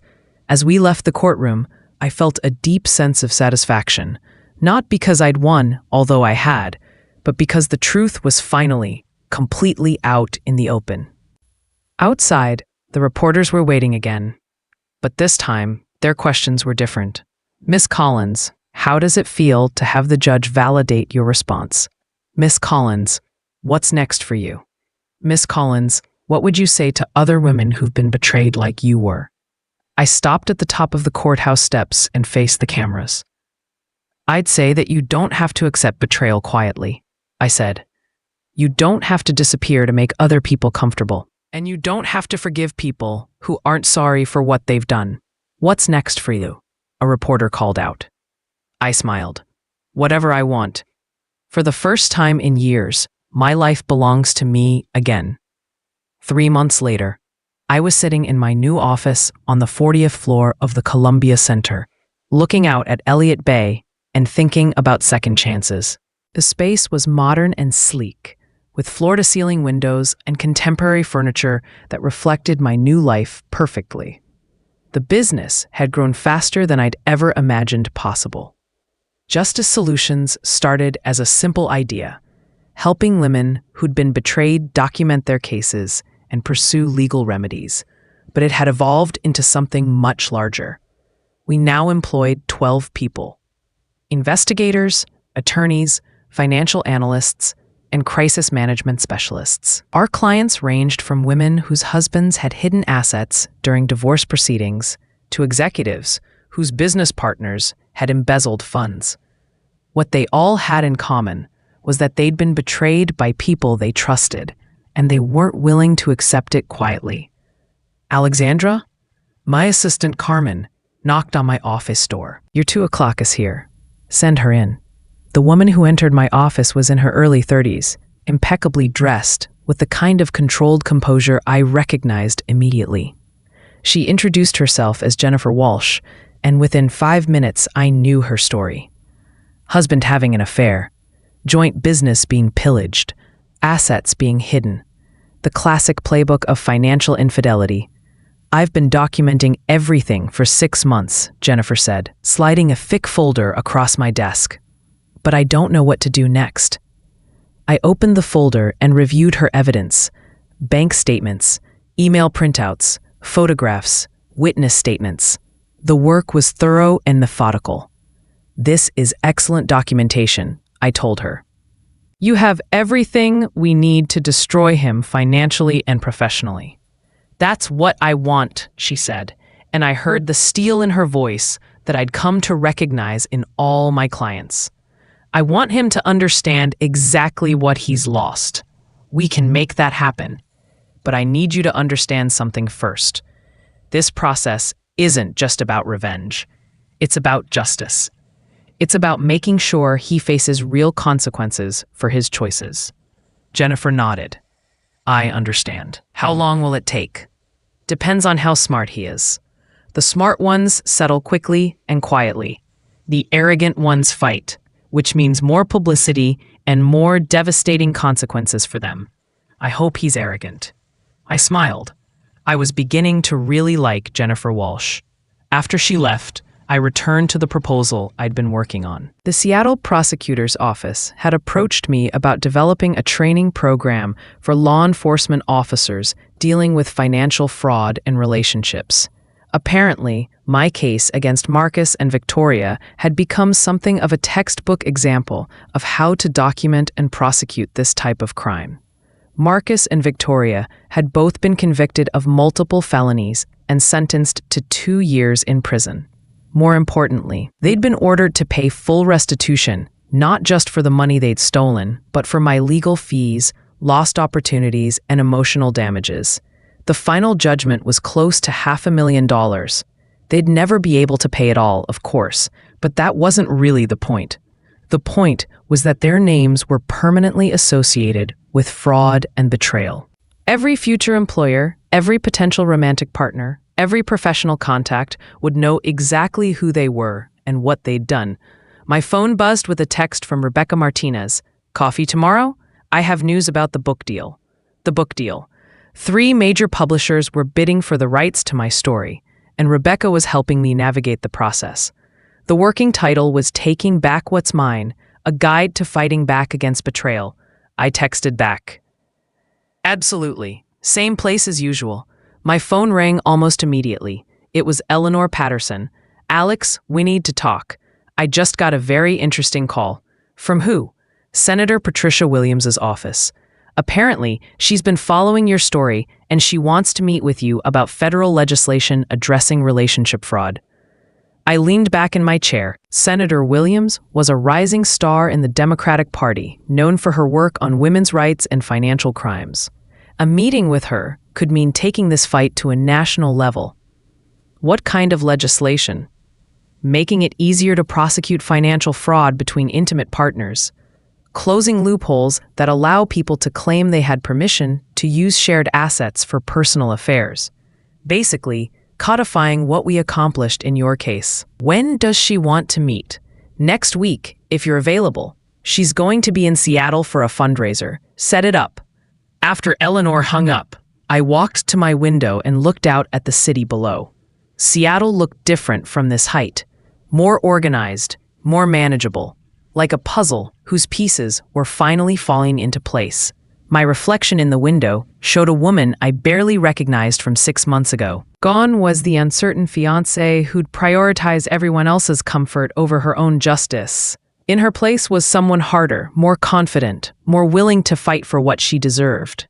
The old Alexandra would have been terrified by this transformation. The new Alexandra embraced it. My computer chimed with an email notification. Another potential client. Another woman who'd discovered that the person she trusted most had been systematically betraying her. The details were different, but the pattern was always the same: theft, lies, manipulation, and the assumption that the victim would quietly accept it all. That assumption was increasingly wrong. I opened a new file and began reading her story, already planning the campaign that would bring her justice.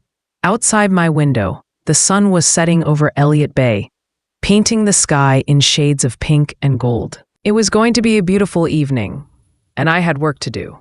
6 months after the wedding that changed everything, I received an unexpected visitor at my office.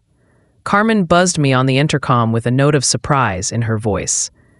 "Alexandra, there's someone here to see you. She says she's your sister." I looked up from the contract I'd been reviewing, a partnership agreement with a law firm in New York that wanted to expand our services to the East Coast. Through my office window, I could see the Seattle skyline sparkling in the afternoon sun, a testament to how far I'd come from the woman who'd been betrayed and humiliated just half a year ago. "Send her in," I said. Victoria entered my office looking nothing like the radiant bride she'd been 6 months ago. She was thinner, her hair was shorter, and she wore the kind of cheap clothing that suggested financial hardship. But it was her eyes that showed the real change. They were hollow, defeated, stripped of the confidence and entitlement that had defined her for so long. "Hello, Alexandra," she said quietly. "Victoria." I gestured to the chair across from my desk. "This is unexpected." She sat down carefully, as if afraid sudden movements might startle me into calling security. "I know you probably don't want to see me." "You're right. I don't." I closed the contract and gave her my full attention. "But I'm curious about what brought you here. I got out last week." "I know. I was notified when you were released." Victoria nodded, looking around my office with something between admiration and resentment. "You've done well for yourself." "Yes, I have. The business, this office, the book deal. You've turned what happened into something successful. I've turned my experience into justice for other women. Is there a point to this visit, Victoria?" She took a deep breath. "I came to apologize. Apologize. For everything. For Marcus. For the wedding. For the lies. For taking things from you our whole lives." I leaned back in my chair, studying her face. Victoria had always been a good actress, but prison had stripped away some of her polish. This felt different, raw, more genuine than her usual performances. "What exactly are you apologizing for?" "All of it. Starting in high school with Jeremy, then the internship, then Marcus. I've been competing with you my entire life, taking things you wanted because I thought I deserved them more." "And what made you realize this?" Victoria's composure cracked slightly. 6 months in minimum security gives you a lot of time to think, a lot of time to face what you've done. And what have you concluded? That I destroyed my relationship with the only person who ever really loved me. That I threw away my family for a man who... She paused, tears forming in her eyes. "Marcus left me, Alexandra. 2 months into our sentence, he filed for divorce. I felt a flicker of something. Not quite sympathy, but recognition of how thoroughly Victoria's fairy tale had collapsed. "I'm sorry to hear that," I said, and meant it. "Are you, really? I'm sorry that you're in pain. I'm not sorry that you're facing the consequences of your choices." Victoria nodded, wiping her eyes. "I deserve that. I deserve all of it." "Yes, you do. The thing is, Victoria continued. I think I always knew what I was doing was wrong. But I told myself stories to justify it. That you didn't really want Jeremy. That you wouldn't have taken that internship anyway. That you and Marcus weren't really happy together. Convenient stories. They were lies. I knew they were lies even as I told them to myself. But it was easier than admitting that I was jealous of you. Jealous of me? You were always the successful one, the responsible one, the one everyone was proud of. I was the screw-up, the dreamer, the one who needed constant help and support. I resented that. I considered this. Victoria's resentment wasn't news to me. I had suspected it for years. But hearing her acknowledge it was strangely satisfying. So you decided to take what was mine. I told myself I was just evening the score. That you had enough success and happiness, and I deserved some too. By stealing from me, by taking what I thought you wouldn't miss. Victoria looked down at her hands. I was wrong about everything. I was wrong about Marcus. He never loved me the way I thought he did.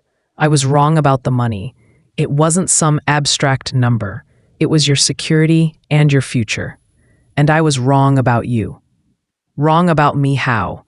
I thought you were weak. I thought you'd just quietly accept what we'd done and move on. I never imagined you'd fight back the way you did. I smiled. No one did. That was my advantage. You destroyed us. You destroyed yourselves. I just made sure everyone knew about it. Victoria was quiet for a long moment.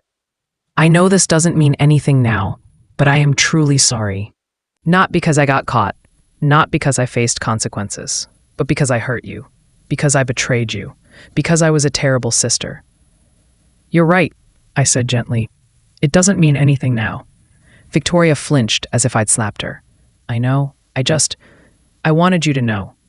Consider me informed. Is there any chance? Victoria's voice became small, almost childlike. Is there any chance you could ever forgive me?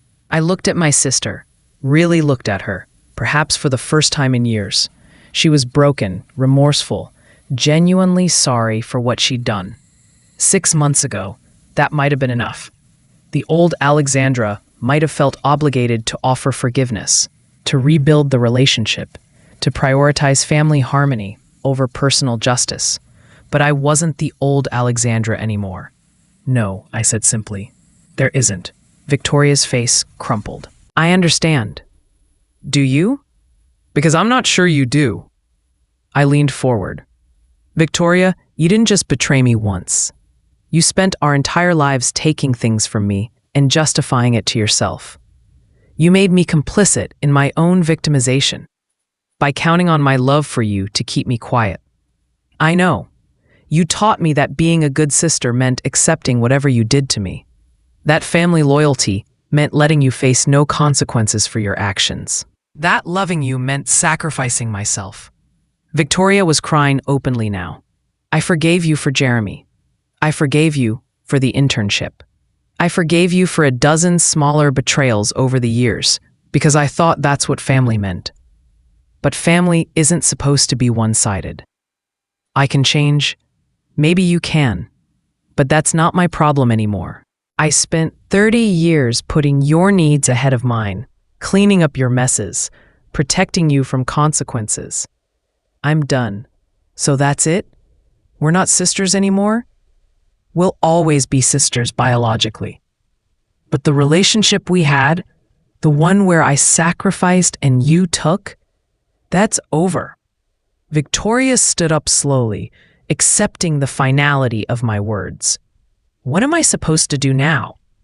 Build a life that doesn't depend on taking from other people. Learn to earn what you want instead of stealing it. Figure out who you are when you're not competing with me. I don't know how to do that. Then learn. It's not my job to teach you anymore. Victoria walked to the door, then turned back one last time. I hope someday you can be happy, Alexandra. Really happy. I already am, I said. For the first time in my life, I'm completely happy. After she left, I sat in my office for a long time, thinking about forgiveness and family, and the difference between justice and mercy. Some people might say I was being too hard on Victoria, too unforgiving, too unwilling to rebuild a damaged relationship. But I'd learned something important. Over the past 6 months, forgiveness was a gift, not an obligation.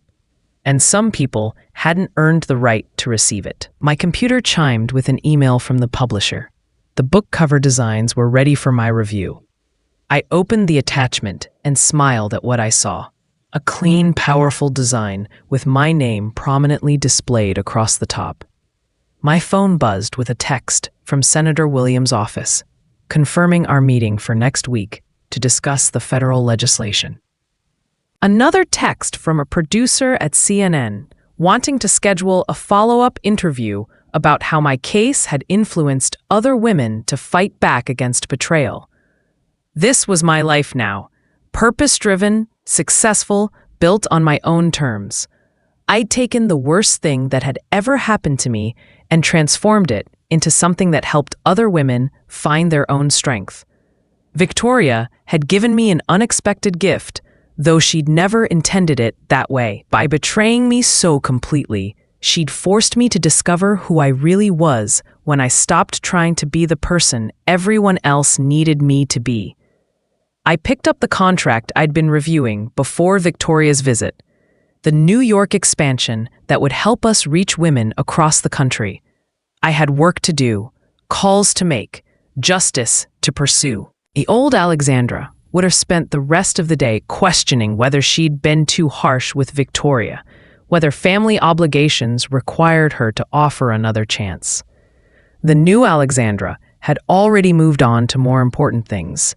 1 year after the wedding that never should have been, I stood in the ballroom of the Four Seasons Hotel, looking out at an audience of 200 women who had gathered for the first annual Fighting Back conference. The event had grown from a simple book launch into something much larger, a movement of women who refused to accept betrayal quietly. "Good evening, everyone," I said into the microphone, my voice carrying clearly through the elegant space. "A year ago, I was planning my own wedding in a venue very much like this one. I thought I knew exactly what my future looked like." A murmur of recognition went through the audience. Many of these women knew my story, had followed it in the media, had been inspired by it to tell their own stories. What I didn't know was that my fiancé was stealing from me to fund an affair with my sister. I didn't know that they were planning to take my wedding, my ring, my entire life and make it theirs. I didn't know that everyone I trusted was lying to me. I paused, looking out at faces that reflected understanding, anger, and determination. But here's what I also didn't know. I didn't know how strong I could be. I didn't know how smart I could be. I didn't know how much power I had when I decided to stop being a victim and start being a force for justice. The applause was immediate and thunderous. These women understood. Tonight, we're here to celebrate something revolutionary. The idea that women don't have to accept betrayal gracefully. That we don't have to disappear quietly when we're hurt. That we don't have to prioritize everyone else's comfort over our own need for justice. I'd given this speech dozens of times over the past year, but tonight felt different. Tonight felt like a culmination. In the year since the wedding, my life had transformed beyond recognition. Justice Solutions now had offices in 6 cities. The book had been on the New York Times bestseller list for 23 weeks. The federal legislation we'd helped craft, the Intimate Partner Fraud Prevention Act, had passed both houses of Congress and was awaiting the president's signature. Most importantly, we'd helped over 300 women document cases of betrayal and pursue justice. Our success rate was remarkable, partly because of our thorough approach, but mostly because perpetrators rarely expected their victims to fight back with such precision and determination. I want to introduce you to some of those women tonight, I continued. Women who discovered their own strength when they were pushed to their breaking points. Jennifer Walsh took the stage first. Her husband's embezzlement case had made national news, resulting in criminal charges and a settlement that left her financially secure for life. A year ago, I was ready to quietly accept my husband's betrayal, and start over with nothing, Jennifer told the audience.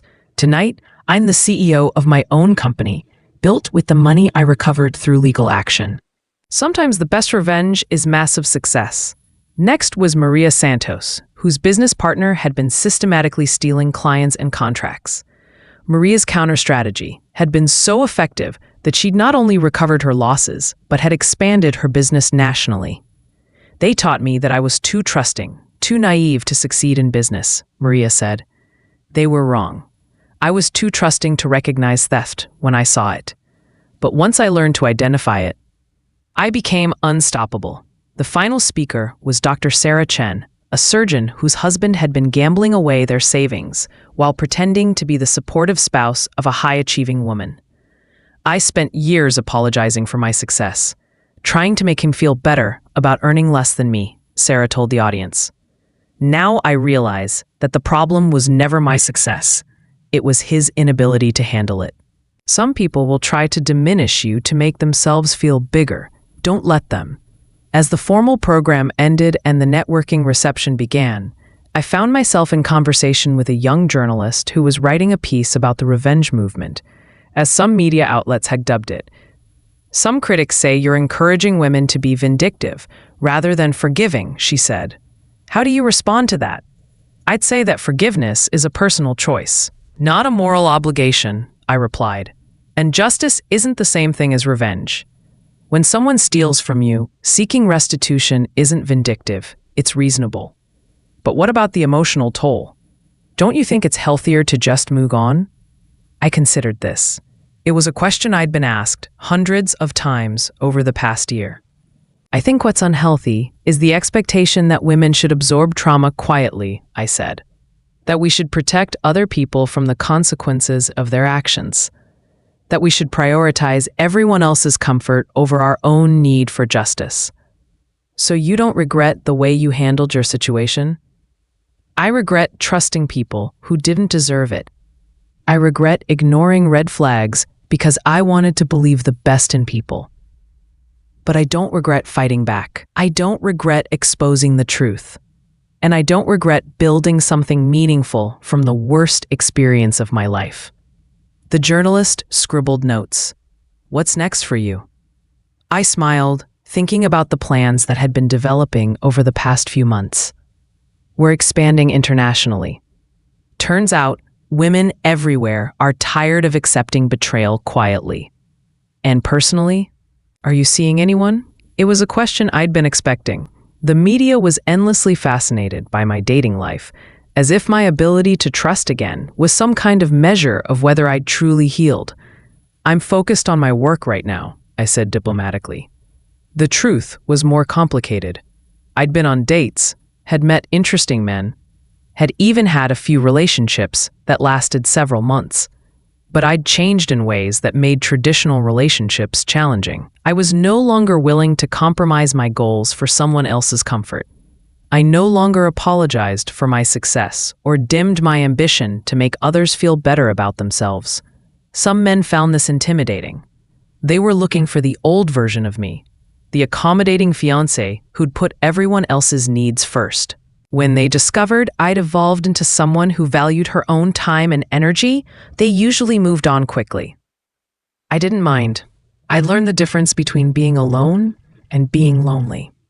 And I'd rather be alone than settle for someone who couldn't handle my strength. As the reception wound down, I found myself standing on the hotel's terrace, looking out at the Seattle skyline. The city sparkled in the darkness, full of possibilities and new beginnings. Miss Collins? A voice behind me made me turn. It was Eleanor Patterson, holding 2 glasses of champagne. Eleanor, I thought you'd left already. I wanted to congratulate you properly. She handed me a glass.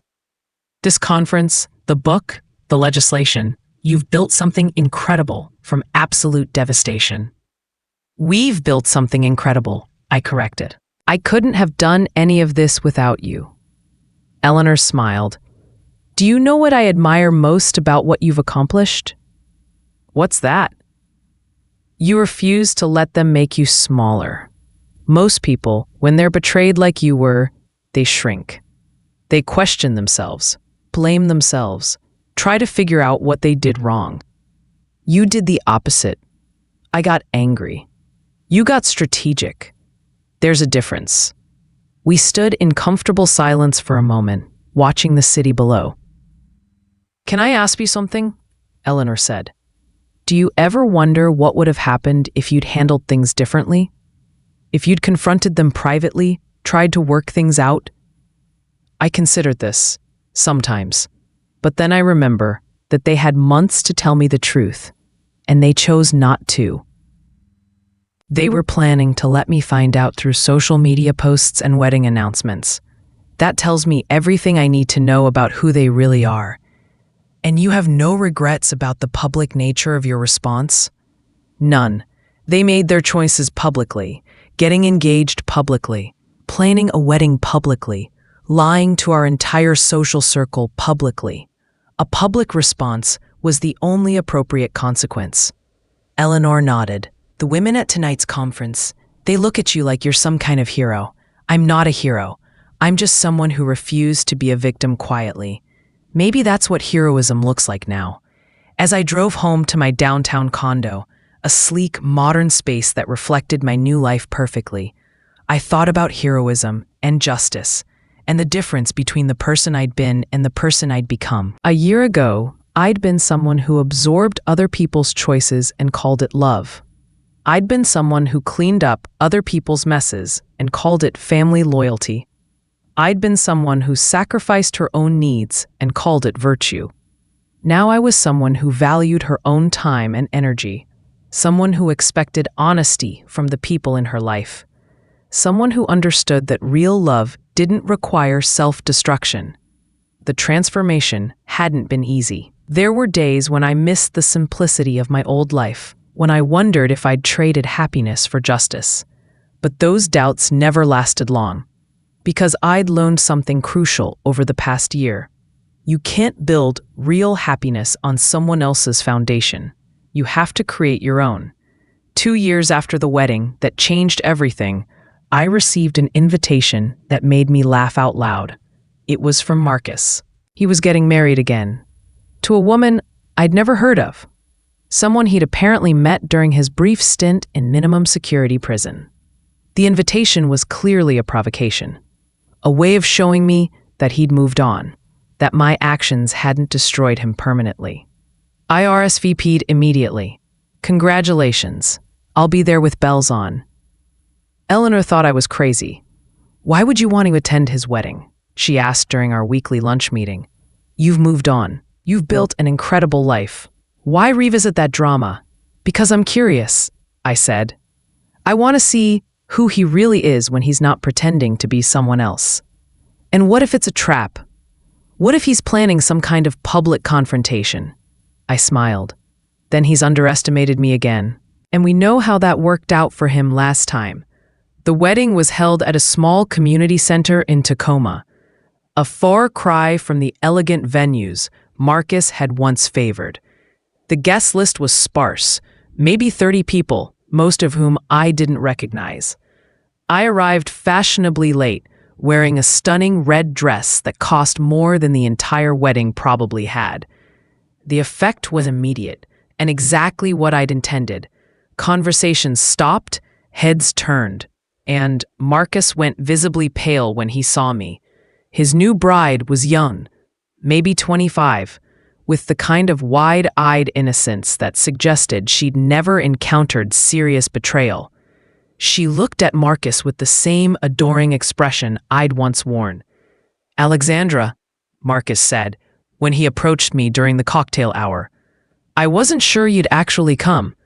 I wouldn't miss it for the world," I said pleasantly. "Congratulations. She seems lovely." "She is. She's nothing like—" He stopped himself. "Nothing like me?" I supplied helpfully. "Good. I hope she never has to become like me." Marcus looked confused. "What do you mean?" "I mean, I hope she never has to learn to protect herself from the person who's supposed to love her most. I hope she never has to become hard and strategic and suspicious. I hope she gets to stay exactly as trusting and innocent as she is right now." "You're saying I'll hurt her?" I looked at him, really looked at him, for the first time in 2 years. He was thinner, older, with the kind of defeated posture that suggested life hadn't been kind to him since our last encounter. "I'm saying that people don't fundamentally change," I said gently. "They just get better at hiding who they really are." "I've changed. Have you?" "Because from where I'm standing, this looks exactly like what you did before. Young woman, big promises, the same charm. That convinced me you were different from every other man who'd disappointed me." Marcus's face flushed with anger. "You don't know anything about our relationship. I know that she doesn't know about your criminal record. I know that she doesn't know about your professional sanctions. I know that she doesn't know about the gambling debt you incurred while in prison." The color drained from his face. "How do you? I make it my business to know about people who might pose a threat to vulnerable women," I said calmly. "And Marcus, that poor girl, is very, very vulnerable. Are you threatening me? I'm observing you. There's a difference." I finished my champagne and set the glass down on a nearby table. "Enjoy your wedding, Marcus. Enjoy your honeymoon. Enjoy whatever time you have before she figures out who you really are. You can't do this to me again. I'm not doing anything to you. I'm just existing in the same world you're trying to rebuild your life in. If that makes you uncomfortable, maybe you should examine why." As I walked away, I heard him call after me. "She's not going to leave me. She loves me." I turned back one last time. That's exactly what I used to say. The drive back to Seattle gave me time to think about patterns and choices and the ways people rationalize their own behavior. Marcus genuinely believed he'd changed, that this relationship was different, that he'd learned from his mistakes. But I'd seen the way he looked at his new wife. Not with love, but with possession. The same way he'd once looked at me. The same way he'd looked at Victoria when he'd thought he could have us both. Some people were capable of growth and redemption. Marcus wasn't one of them. I pulled into the parking garage of my building and took the elevator up to my penthouse condo. The space was exactly what I'd always wanted, but had never allowed myself to have. Modern, sophisticated, unapologetically luxurious. I poured myself a glass of wine and stood on my balcony, looking out at the city that had become the backdrop for my new life. In the distance, I could see the lights of Rosewood Manor, the venue where my story had really begun. Some people might say I was obsessed with the past, that I needed to move on completely, that attending Marcus's wedding was a sign that I hadn't healed. They would be wrong. I attended that wedding because I could. Because I was strong enough to face my past without being diminished by it. Because I built a life so solid and successful that nothing Marcus could do would threaten it. Most importantly, I attended because I wanted to remind myself how far I'd come.